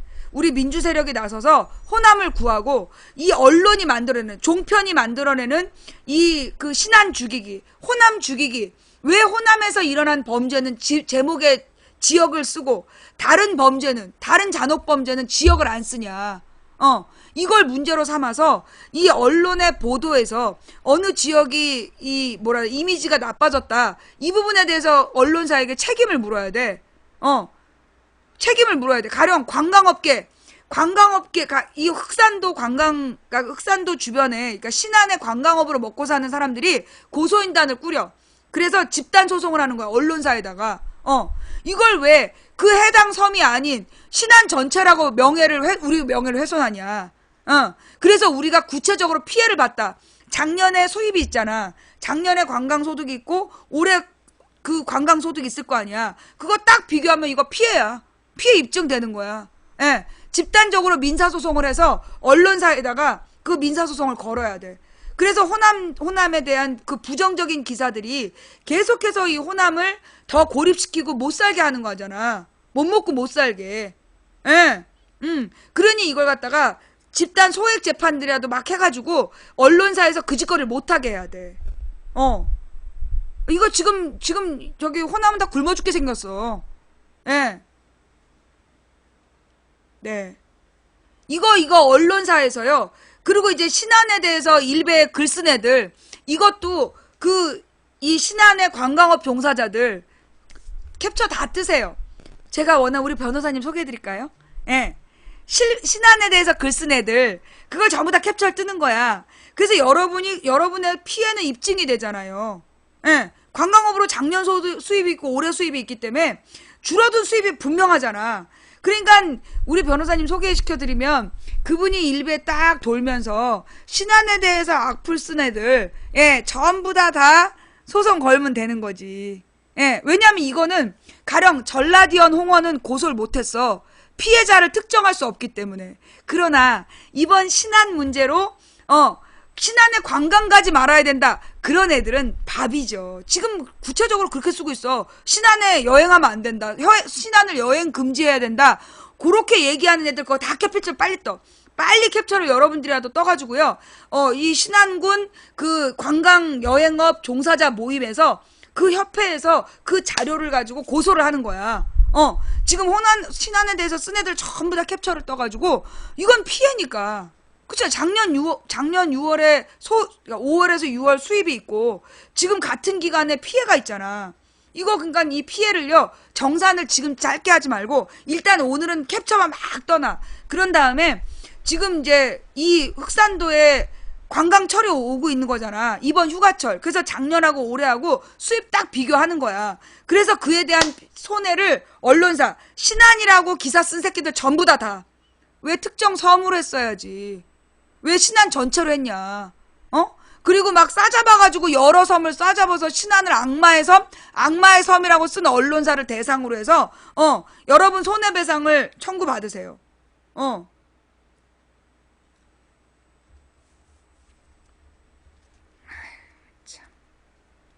자, 그럼 이제 벌써 11시가 됐네. 지금 국민의당 스캔들을 언론에서 터트린 이유는 국민의당 내 개혁 세력을 모두 몰아내고 국민의당 친이계가 국민의당의 친재벌 세력이 당권을 확실히 쥐기 위한 작전으로 보인다는 얘기고요.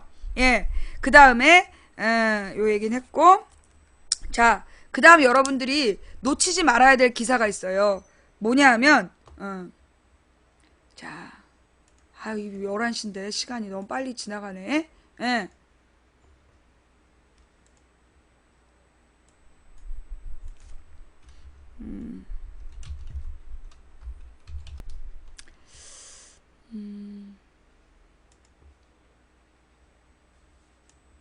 이런 기사가 있어요. 이거 꼭 내일 많은 분들이 읽게 해주세요.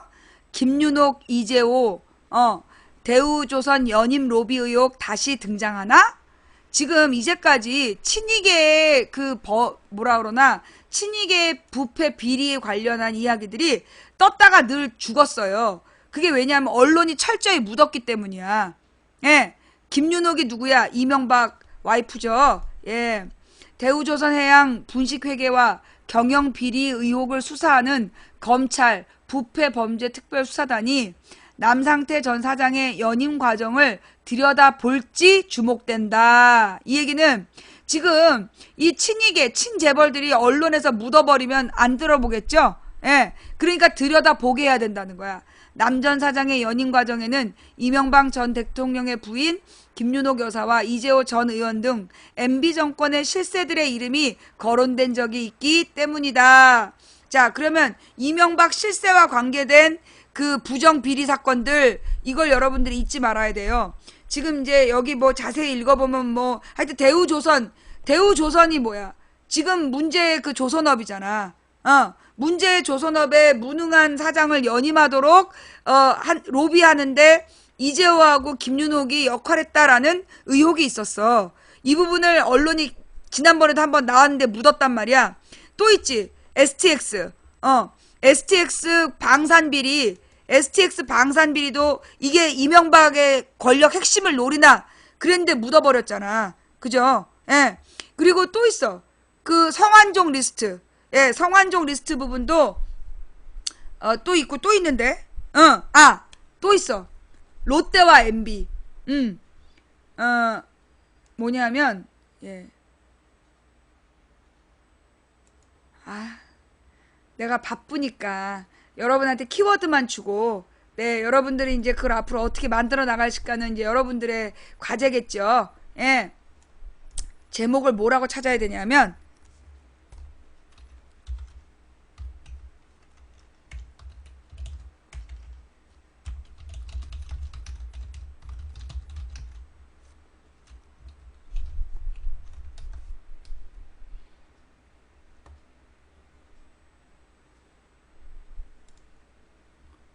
와, 어머, 프로시안 기사 사라졌어?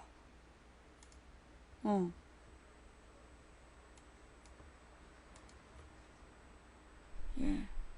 자, MB 정권 때 폭풍 성장한 롯데 비밀은 무엇인가라는 프레시한 기사가 있었는데 그게 지금 안 보이네.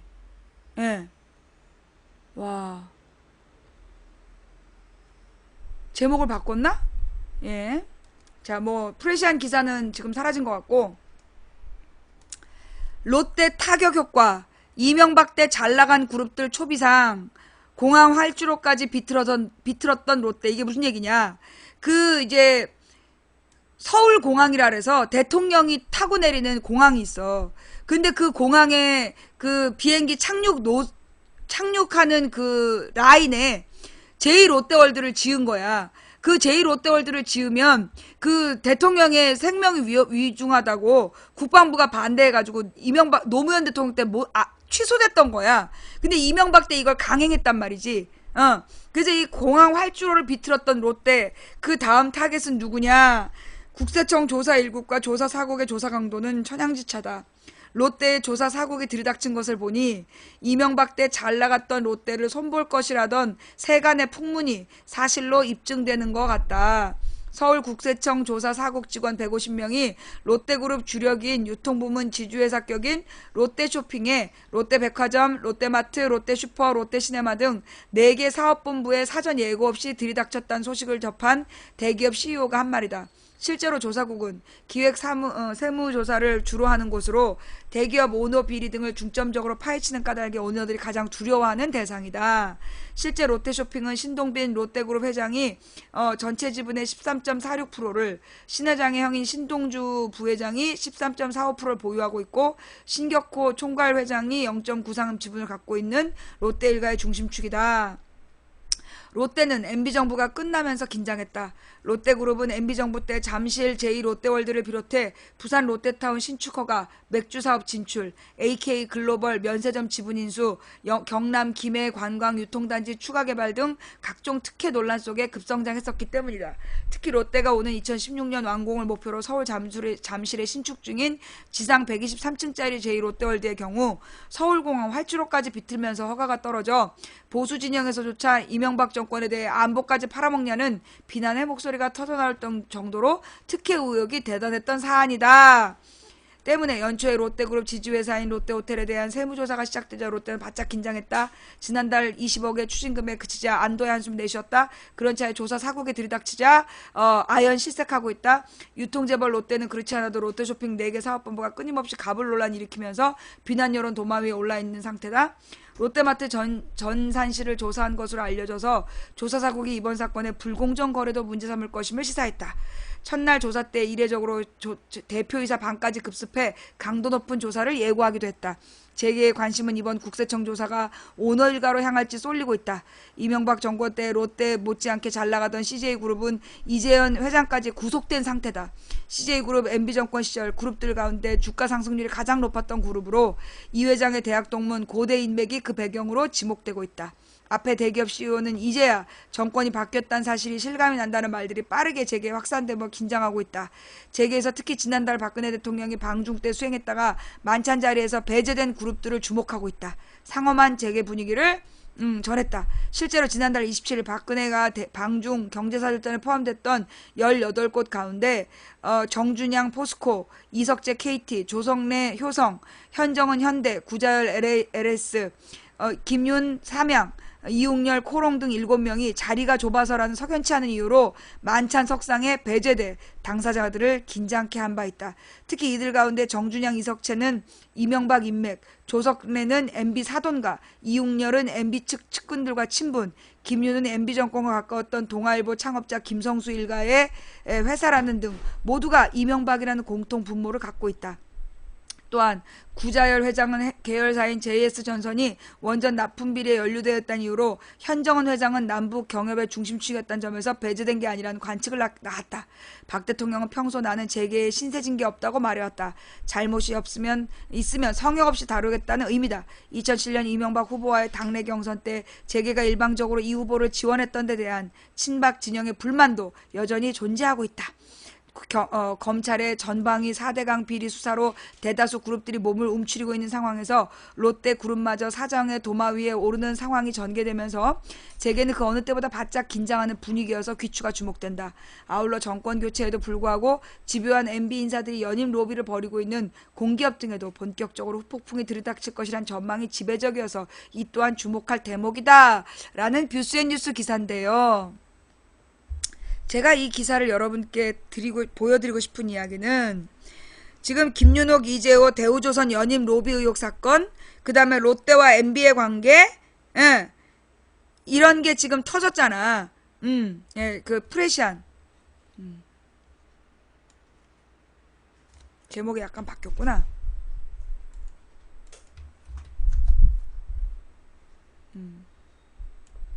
김윤옥, 이재호 뺐구만. MB 정권 때 폭풍성장한 롯데의 비밀은 뭔가. 그래서 또 이제 프레시안의 기사들이 또 있어요. 총수 일가의 비리를 캐낼까? MB 뒷배 의혹 밝혀질까? 예, 롯데 검찰 수사 협조 나오고 있는데, 자, 이 기사의 배경이 중요한 거야. 이 기사의 배경. 무슨 얘기냐? 지금 그 박근혜 정부에서 친이계 이명박과 친한 재벌들을 이제 치기로 한 배경이 뭐냐야. 첫째는 지금 친이계 친박 권력 다툼이잖아. 친이 친박 권력 다툼 중이라는 면이 하나 있을 수 있고, 그 다음에 두 번째로는 지금 박근혜가 사실 이 기사 전에 뭐가 있냐면 이 기사가 더 중요해.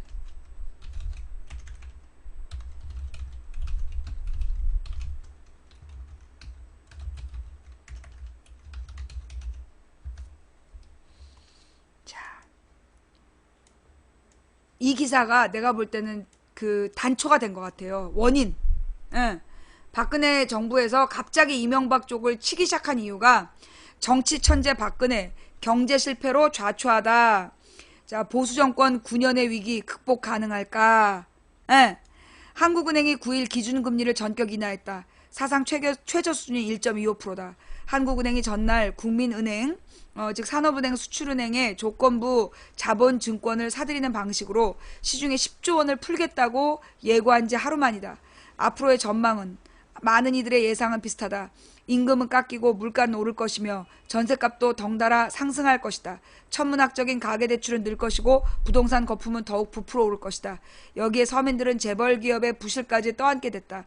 제 손으로 뽑은 무능한 정부까지 책임져야 하는 처참한 대가는 덤인가? 이익은 사유화되고 손해는 공유하는 형태의 전형이 벌어지고 있다. 낯익은 풍경이다. 예, 이 기사, 이 중요한 건 천재가 중요한 게 아니라 경제가 실패했다는 거야. 예, 경제를 실패했다는 게 중요한 거야.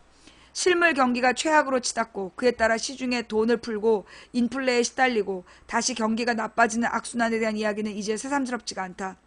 정책 결정자들이 숨겨왔던 상처는 골마 터졌다. 드러내지 않을 수 없는 상황에 처했다. 왜 언제부터 대한민국은 실패하기 시작했을까? 유권자들이 질문을 던지기 시작했다. 자, 박근혜 4년차 아닌 보수정권 9년차 최악의 위기 이거야 지금. 박근혜가 이명박이랑 선긋기를 해서 지는 살겠다 이거지. 임기 말 징후는 곳곳에서 드러난다. 은인 자중하던 윤창준 전 청와대 대변인이 입을 열기 시작하고 홍기택 전 산업은행 회장은 청와대를 정면으로 비난했다. 어버이연합 관제대모 청와대 시설이 청와대 지시설이 어버이연합의 핵심 간부의 입으로부터 튀어나왔다. 정권 핵심부에 있었던 전직 청와대 공직기강 비서관과 박근혜 정부의 장관을 지낸 인사가 줄줄이 야당에 입당했고 4.13 총선에서 국회의원에 당선됐다. 2015년 6월 국회법 거부 파동 때 여당 원내대표를 단칼에 자르던 대통령의 권력은 2016년 5월 국회법 파동 때 완전히 달라졌다. 19대 임기 이틀 전 금요일을 이용한 꼼수 거부권 수준으로 초라해졌다. 무슨 얘기인지 알죠 이거? 예. 박근혜 정부는 집권 4년차에 그러니까 이 표현은 뭐냐면 2015년에는 유승민 잘라라 박근혜가 깡패를 치니까 예. 그 유승민이 잘렸잖아 하루 만에. 근데 2016년에는 박근혜가 상시청문회법 못하게 통과시키지 말라고 막 지시를 내렸는데 김무성과 유승민 이런 애들이 그냥 씩 통과시켜 버렸잖아. 그래서 박근혜가 그 상시청문회법이 통과된 거를 거부할 수 있는 방법이 없으니까 일부러 19대 임기 이틀 전에 일부러 이제 국회 열지 못하게끔 꼼수로 거부권을 행사했고 이거는 법적인 문제가 있어서 이 거부권이 인정 못할 수도 있는 상황이다. 요 얘기를 하는 거예요. 알아들었어? 말이 너무 빠르지? 내 마음이 급해갖고. 그래서 박근혜 정부는 집권 4년차에 최악의 위기를 맞이했다. 한마디로 국회의원들이 박근혜 말 안 듣는다는 얘기야. 정치와 선거에 있어서 천재적인 재능을 보였던 박근혜 대통령도 여러분 못 믿겠죠? 사실 그랬어요. 박근혜가 그동안 진짜 천재적으로 박근혜 선거의 여왕, 자기가 질 것 같으니까 칼침 사건, 이거 적극적으로 언론이랑 합조해가지고 이슈로 만들고, 그래서 2006년 지방선거 먹으니까 대통령까지 바꾸고 그랬던 거야. 정권이 바뀐 거지. 하여튼 그랬던 박근혜가 경제 위기는 어쩔 수 없는 모양이다. 이미 물은 엎질러졌고 국민은 계산서를 미리 뽑아들고 분노하는 중이다. 조선해운업 구조조정으로 최소 6,000명가량이 길거리에 나앉게 생긴 상황인데 그들의 부양 가족과 그들로 인해 생계를 유지했던 상권은 초토화될 상황이다. 당장 조선산업 붕괴 위기의 여파로 철강 등 유관산업도 줄줄이 위기에 처해 있다. 정부의 대책이라는 것은 비정규직을 늘리는 파견법과 서비스법 그리고 중동으로 가라는 식의 공허한 외침들 뿐이다. 문제는 이 같은 현상의 뿌리를 박근혜 정부 이전 즉 이명박 정부에서부터 찾을 수 있다는 점이다. 단적인 예가 대우조선해양 사태다. 뭔 말인지 알겠지? 5조 원대 분식회계와 저가 출혈 수주, 비자금 조성 의혹 등은 주로 이명박 정부에서 발생한 일이다. 대우조선해양의 비자금 조성 의혹, 재벌 기업처럼 움직이는 준공기업의 비상식적인 행태 등은 이명박 정부 시절 프레시안이 꾸준히 제기해왔던 문제이기도 하다. 그런데 박근혜 정부는 이를 해결할 의지도 능력도 없었던 모양이다. 이미 늦었지만 지금이라도 남상태 전 사장 연임 로비 의혹, 그와 관련한 이명박 정부 실체들의 수상한 움직임 등 철저히 파헤쳐야 한다. 정치인과 관료와 기업인이 어떻게 한 나라의 경제를 위기에 빠뜨렸는지 복귀해볼 필요가 있다. 이렇게 되면 박근혜 정부는 4년차 위기는 보수정권 9년차 위기로 확장될 수밖에 없다. 새누리당 잃어버린 10년 운운하더 하며 2007년에 정권을 회복한 뒤 9년 가까이 노무현 정부 탓을 해왔다. 이제는 그것도 통하지 않는다. 그런데도 보수 정권이 다시 등장할 수 있을까? 한때 박근혜 대통령을 도왔던 국민의당 이상돈 최고위원의 말을 들어보자. 전 정권이 가지던 많은 문제를 해결하고 이걸 시정하겠다고 들어선 게 새로운 정권 아닙니까? 즉 이명박 정부, 박근혜 정부. 이 박근혜 정부 3년 반 동안 한 게 아무것도 없지 않습니까? 모두 악화시켰잖아요. 이제는 우리 야권에서 책임을 물어야 합니다. 아니 박근혜 사람들이 왜 이제 와서 자기들은 책임이 없는 것처럼? 이명박근혜와 함께 전권교체 국민성공 포스터였죠. 자, 그래서 이게 이명박의 박근혜 지지자들의 표를 얻으려고 저런 포스터를 만들었던 거 아니야. 보수정권 10년의 역설적으로 보수의 분열을 촉진시켰다. 2002년 노무현 정부 탄생 이후로 호남 세력과 자유주의 세력이 갈라진 것처럼 보수 역시 지역 이념적으로 균열 현상을 겪고 있다. 특히 동남권 신공항 문제는 보수정부의 결정적 실책이 될 것으로 보인다. 여기서 이 표현 2002년 노무현 정부 탄생 이후 호남 세력과 자유주의 세력이 갈라진 점 내가 그랬잖아. 프레시아는 노무현 안 좋아한다고. 그래서 이렇게 얘기하는 거야. 특히 호남 동남권 신공항 문제는 보수 정부의 결정적 실책이 될 것으로 보인다. 이명박 정부 때 홍역을 앓았던 동남권 신공항 문제로 TK PK는 현재 반토막이 났다. 이것도 지금 심각해요. 노무현 정부 시절에 2006년 공론화된 신공항 문제는 이명박 대통령이 대선 공약으로 내세우면서 정치권의 뜨거운 감자가 됐다. 왜 신공항이 필요한지에 대한 진지한 접근보다 지역주의를 이용한 정치적 이익 차원에서 접근했던 게 화근이었다. 이명박 대통령은 11년 3월 30일에 동남권 신공항 건설 백지화를 선언했지만 박 전 대표와는 별칭으로 통했던 박근혜 대통령은 다음날 31일 대구를 직접 찾아가 이번 결정은 국민과의 약속을 어긴 것이라 유감스럽다며 차기 대선 공약으로 재추진하겠다고 밝혔다. 왜 하필 대구에서 쓸까? 당시에도 부산 지역과 대구 경북은 동남권 신공항 유치전으로 몸살 앓고 있었다. 이 때문에 부산 지역에서 박근혜 대통령에 대한 박근혜가 대구에 선물 보따리를 안길 것이라고 격양되는 상황이었다.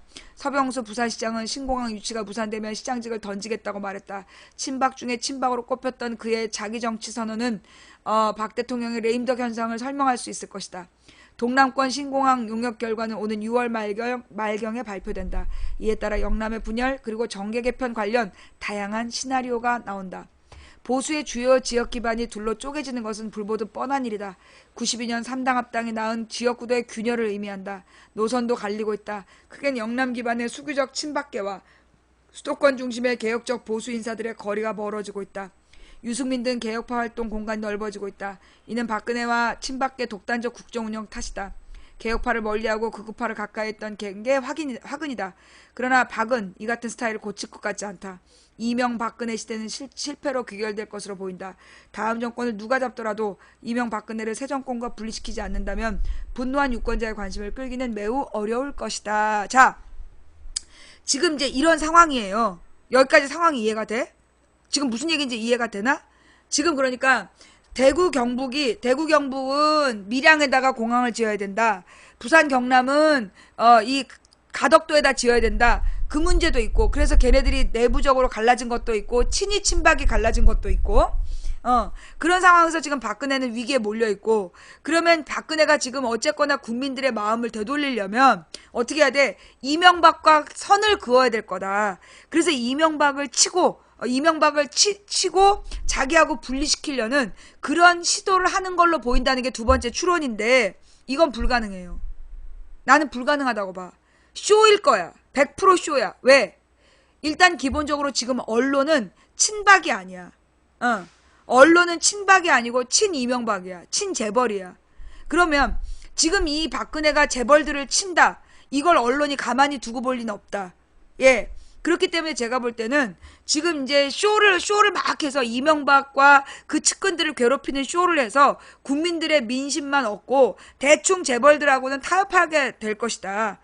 저는 이제 그렇게 봐요. 두 번째 시나리오의 끝은. 근데 내가 생각하는 세 번째가 있어. 세 번째. 뭐냐? 이게 제일 큰 걱정인데 세 번째 거는 뭐냐 하면 그러니까 이제 첫 번째는 친이 친박의 다툼이고 두 번째 거는 이명박과 거리를 둬서 박근혜가 자기를 구하려고 하는 것처럼 쇼를 할 거라는 거고 세 번째가 뭐냐? 내가 그랬잖아. 박근혜가 경제 위기를 유도하는 거 아니냐. 지금 박근혜 정부에서 어떤 경제 정책도 경제를 살리지 못했거든. 그러면서 이번에 금리를 인하했다. 이거 경제 죽이는 일이거든. 그렇잖아.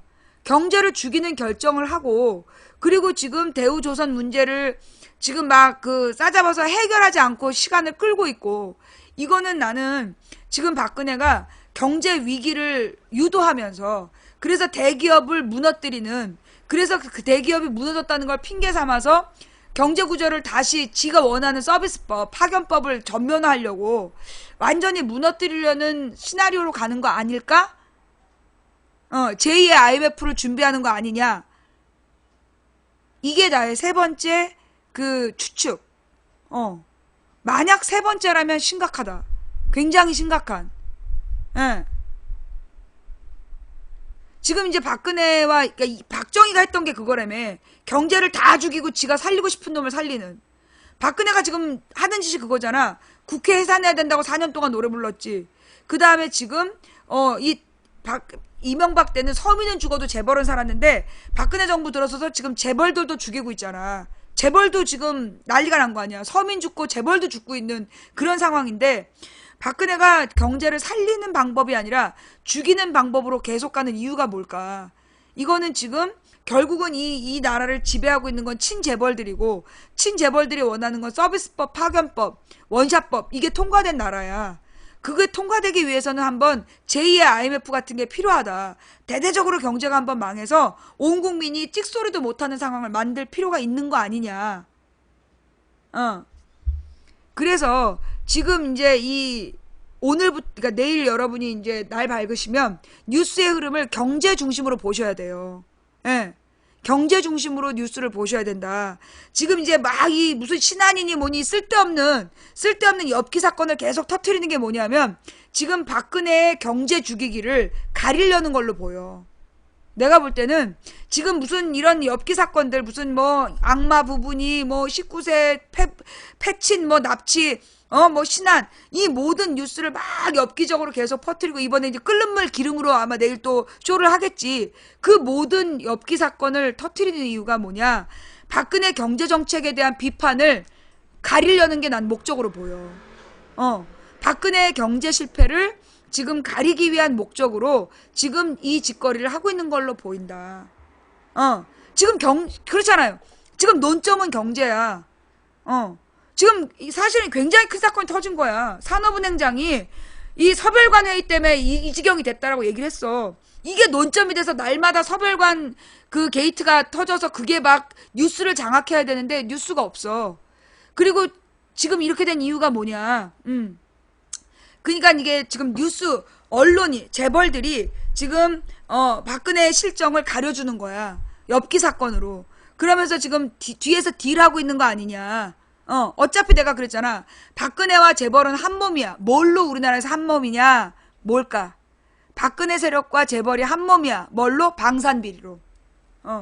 박근혜 세력과 재벌이 뗄래야 뗄 수 없는 이유는 방산비리로 한 몸이야.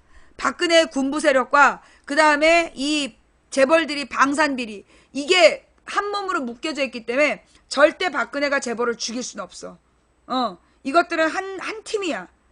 그렇게 바라봐야 되고, 예, 그렇게 바라봐야 되고. 그냥 또 하나 내가 지금 얘기해야 될 게 있었는데, 방산비리 또 하나 있어. 지금 상황을 보기에, 하여튼 경제 문제에 대한 이슈를 가리는 게 목적이고, 그러면서 하여튼 착착 자기네들의 정권을 재창출하기 위해서 온갖 지금 이제 그 포석을 깔고 있단 말이야. 그래서 걔네들은 하여튼 방산비리로 한패이기 때문에 서로 절대 죽고 죽이지 않는다. 그래서 이제 지금 나라 경제를 무너뜨리고 국가 비상사태를 선포하고, 그래서 국회를 해산시키고 자기가 영구 이 독재를 추진하는, 지금 수순으로 밟고 있는 거 아니냐. 그래서 이제 우리가 경제 실패, 그리고 이게 내년 대선을 앞두고 사실은 지금 보수 정권 9년의 경제 실패, 여기에 대한 책임을 야권이 집중적으로 몰아야 된단 말이야. 이 서별관 스캔들 같은 경우도 굉장히 중요한 거고, 지금 이 4대강 비리, 자원외교 비리, 방산 비리, 이 비리들에 대해서, 그리고 이 세월호 문제, 이 모든 것들이 지금 박근혜 정부가 책임져야 돼. 이명박 박근혜 정부가 책임져야 될 공동범죄란 말이야. 이런 큰 그림을 보고 국민들이 책임을 물어서 그 다음에 이제 원인을 규명하고 책임자 처벌을 하고 그렇게 새로운 권력을 세워가는 과정이어야 되는데, 그걸 가리려고 이것들이 지금 엽기 범죄들을 막 띄우고 있단 말이야. 거기에 놀아나면 안 된다. 그래서 우리의 중심은 경제정책 실패 문제. 박근혜를 왜 뽑았어요? 국민들이 모두 박근혜를 뽑아준 이유가 뭐야? 단 하나의 이유였어. 뭐? 경제를 살려라. 그런데 박근혜가 지금 한 짓이 뭐야? 경제를 더 죽였어. 더 악화시켰어. 그럼 우리는 거기에 대한 대가를 물어야 되는 시점이야. 근데 박근혜 지금 뭐 했어요? 이 급한, 국제 관계, 중요한 뉴스 사라진 뉴스. G7이 여기서 회의를 하고, 지금 뭐 중미 간에 뭐 미일 간에 그리고 이 뭐 저기 중북 간에 그렇게 중요한 외교적인 결정들이 날 때 아프리카로 해외여행 다니고 돌아다닌 거 아니야. 뭐 프랑스에 가서 중요한 정상회담, 프랑스에 가서 뭐 했는데? 여러분, 프랑스에 성과가 없어. 프랑스 정상회담 하러 갔다며. 뭐 했냐고. 아무것도 없어 지금. 지금 아프리카 세 군데 가서 거짓말 했잖아. 첫 번째 나라에 가가지고 뭐 자기가 뭔가 뭐 42개 저기 계약을 따냈다는데 알고 보니까 6개 말고는 거짓말이었잖아. 그지? 그 다음에 우간다 가가지고 북한하고의 관계를 끊게 했다 그랬는데 알고 보니까 북한하고 외교 관계를 끊은 게 아니다. 박근혜 말에 정면 비판했잖아. 그 다음에 뭐 동아프리카 경제대국 케냐? 아무것도 남는 게 없잖아. 그 다음에 프랑스에 가가지고 프랑스에서 뭐 했어? 프랑스에서도 지금 남는 게 없어. 42개 그거는 직전 이란 외교였구나. 이란에서 아무것도 못 얻었고 그 다음에 프랑스에 가서 정상회담 한다 그러더니 한류 공연만 보고 왔어. 그러면서 프랑스를 완전히 물바다를 만들어 놓고 외교는 개판 쳤잖아. 그때 이 한반도 주변에서는 G7이 모여서 한반도 북핵 문제 연구했는데 이 외교적인 실패, 이게 박근혜의 감각이고 이게 경제를 망하게 한 거야. 근데 이 책임을 모두 뭘로? 신안 선마을 사건으로 덮는 게 언론이야. 왜? 한패니까. 굉장히 심각한 문제가 벌어진 거예요. 지금 막 이게 지금 트럼프가 대통령이 되면 우리나라는 뭐 쑥대밭이 된 상황이야. 이렇게 중요할 때 지금 박근혜는 히잡 두르고 지금 놀러 다니고 앉아 있는 거야 지금. 박근혜에 대한 비판을 언론이 뭘로 돌리고 있다? 지금 그 선마을로 돌리고 있는 거야. 선마을 사건으로. 국민들이 정신 똑바로 차려야 돼요. 그래서 박근혜 경제정책 실패, 외교 실패, 국방 실패, 그리고 이 국정원의 만행, 범죄 이런 중심을 잃지 않는 여러분이 되시길 바랍니다. 그 다음에 사라진 최유정 홍만표. 자, 무슨 얘기냐. 여러분 지금 이제 그 홍만표하고 최유정 사건 있었잖아. 정은호 게이트. 왜 미친 재벌이 해외 원정 도박했던 사건. 그 사건을 2번이나 무마시킨 게 홍만표야. 근데 홍만표가 검찰에 조사받으러 간다는 얘기까지 나왔는데 그 뒤로 사라졌어. 구속됐나? 홍만표 뉴스가 사라졌어. 그 다음에 지금 이제 구속된 최유정. 100억대 최유정 홍만표. 자, 지금 이제 홍만표하고 최유정 사건이, 홍만표하고 최유정 사건이 뭘 상징하냐. 그리고 이번에 국정원 사건. 저는요, 제가 볼 때 홍만표 최유정 사건과 그리고 이번에 국정원 비리가 다 터지는 것들이 나는 무관하지 않은 것 같아. 난 이것도 일종의 그 레임덕의 한 부분이라고 보고 실제로 지금 박근혜 이명박 권력을 이끌어준 게 누구야? 국정원과 검찰이잖아. 그죠? 지금 이게 박근혜 이명박 9년이 유지된 게 국정원과 검찰을 통해 유지되어 왔단 말이야. 근데 이 홍만표 비리가 이렇게 터지고 이런 걸 보니까 내가 볼 땐 지금 이제 이 박근혜와 이명박 정권을 이끌어왔던 소위 국정원과 검찰의 권위, 그 다음에 재판부의 권위가 무너져 내리는 거야. 이게 정말 박근혜가 자기가 영구 독재 집권하기 위해서 사법부를 전부 다 깎아내리는 거, 국회를 해산시키고 사법부를 무력화시키는 작전의 하나인지는 좀 더 지켜봐야 되겠지만 현재로 딱 본 느낌엔 이거는 일종의 레임덕이야. 보수 권력의 레임덕으로 모든 비리가 드러나고 있다. 재벌들의 비리, 그 다음에 이 검찰의 비리, 국정원의 비리, 이 모든 문제가 지금 드러나고 있다. 만천하에. 그동안 사실 수십 년 동안 국민들을, 자, 제가 지금부터 다른 질문할게요. 다 주무실 것 같은데, 이 방송 혹시 재방송으로 내일 재방송으로 들으실 때, 50대 이상, 그러니까 50대 이상 분들 중에, 이제까지 정권에서 이야기한 남북 대결 구도로 미국이 없으면 안 되고 그런 사고방식으로 쭉 살아오셨다가 망치 부인 방송을 듣고 그동안에 바라봤던 역사관이나 남북 관계관이 바뀌신 분 손. 50대 이상 되신 분들 중에 이제까지 쟤네들이 만들어낸 그 프레임에 갇혀가지고 미국이 없으면 큰일 나고 북한은 무조건 무찔러야 되고 이렇게 생각하셨던 분들이 망치 부인 방송을 보고 생각이 바뀌신 분들 있다면 이게 내가 볼 때는 나는 이게 지금 기적이라고 보는데 이게 지금 세월호의 기적이라고 봐요.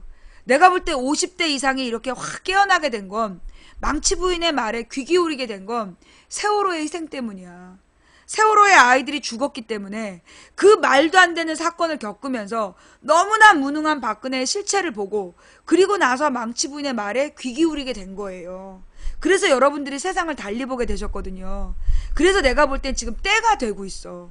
이건 거대한 어떤 우주의 때야. 우주의 섭리가 만드는 때가 되고 있어.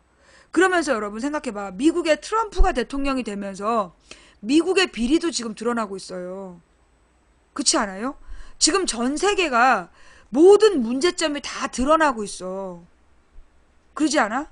뭔가 때가 되고 있어. 때가 가까이 오고 있어. 어떤 때인지는 모르겠는데 이게 성경에서 말하는 심판의 때가 될 수도 있다고 봐요. 그러면 이 심판의 때라는 걸 우리는 늘 뭐라고 생각했냐? 멸망이라고만 생각한 거야. 이제까지 이제 이 여호와의 증인, 죄송해요. 여호와의 증인이 아니라 요한계시록을 파는 애들이 심판의 때에 심판받지 않으려면 내 말을 따라라 이랬던 거잖아. 나는 그 심판의 때에 대해서 내 나름의 깨달음은 뭐냐 하면, 이게 뭐 신학적으로 맞는 말인지는 모르겠어. 내가 느낀 게 뭐냐 하면, 그 심판의 때라는 게 뭐냐. 나는 이제까지 심판이 있어 왔다. 이제까지 심판의 때가 여러 번 있었다.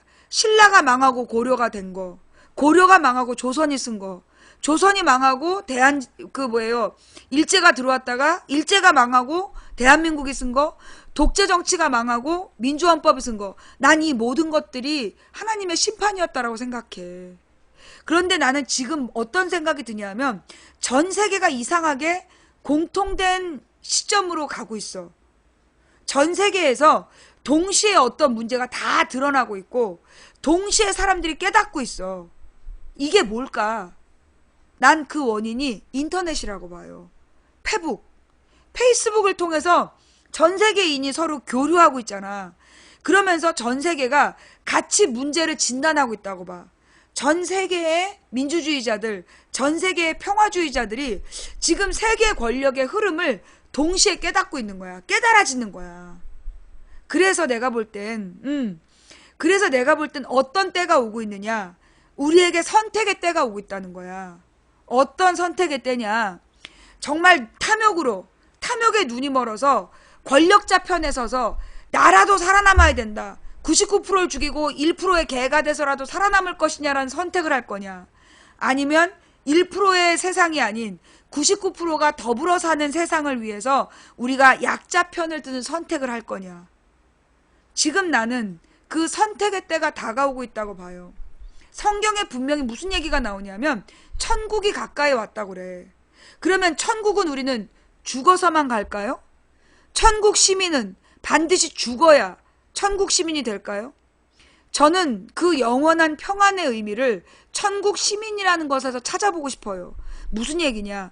우리가 다 같이 더불어 살아야 된다라는 마음을 가지고 전쟁을 반대하고 평화를 사랑하며 우리가 약자와 피해자들, 장애인들과 어려운 사람들을 위해서 살아갈 때, 이건 이 땅에 공전공영에 천국이 오는 게 아닐까. 우리는 선택할 수 있어요.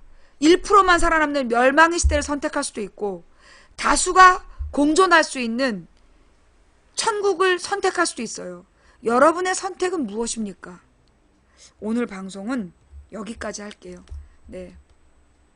오늘 방송이 좀 이상했고 마음에 안 드셨다면 대단히 죄송하고요. 예. 자, 오늘 방송 어떻게 보셨나요? 볼만 하셨나요?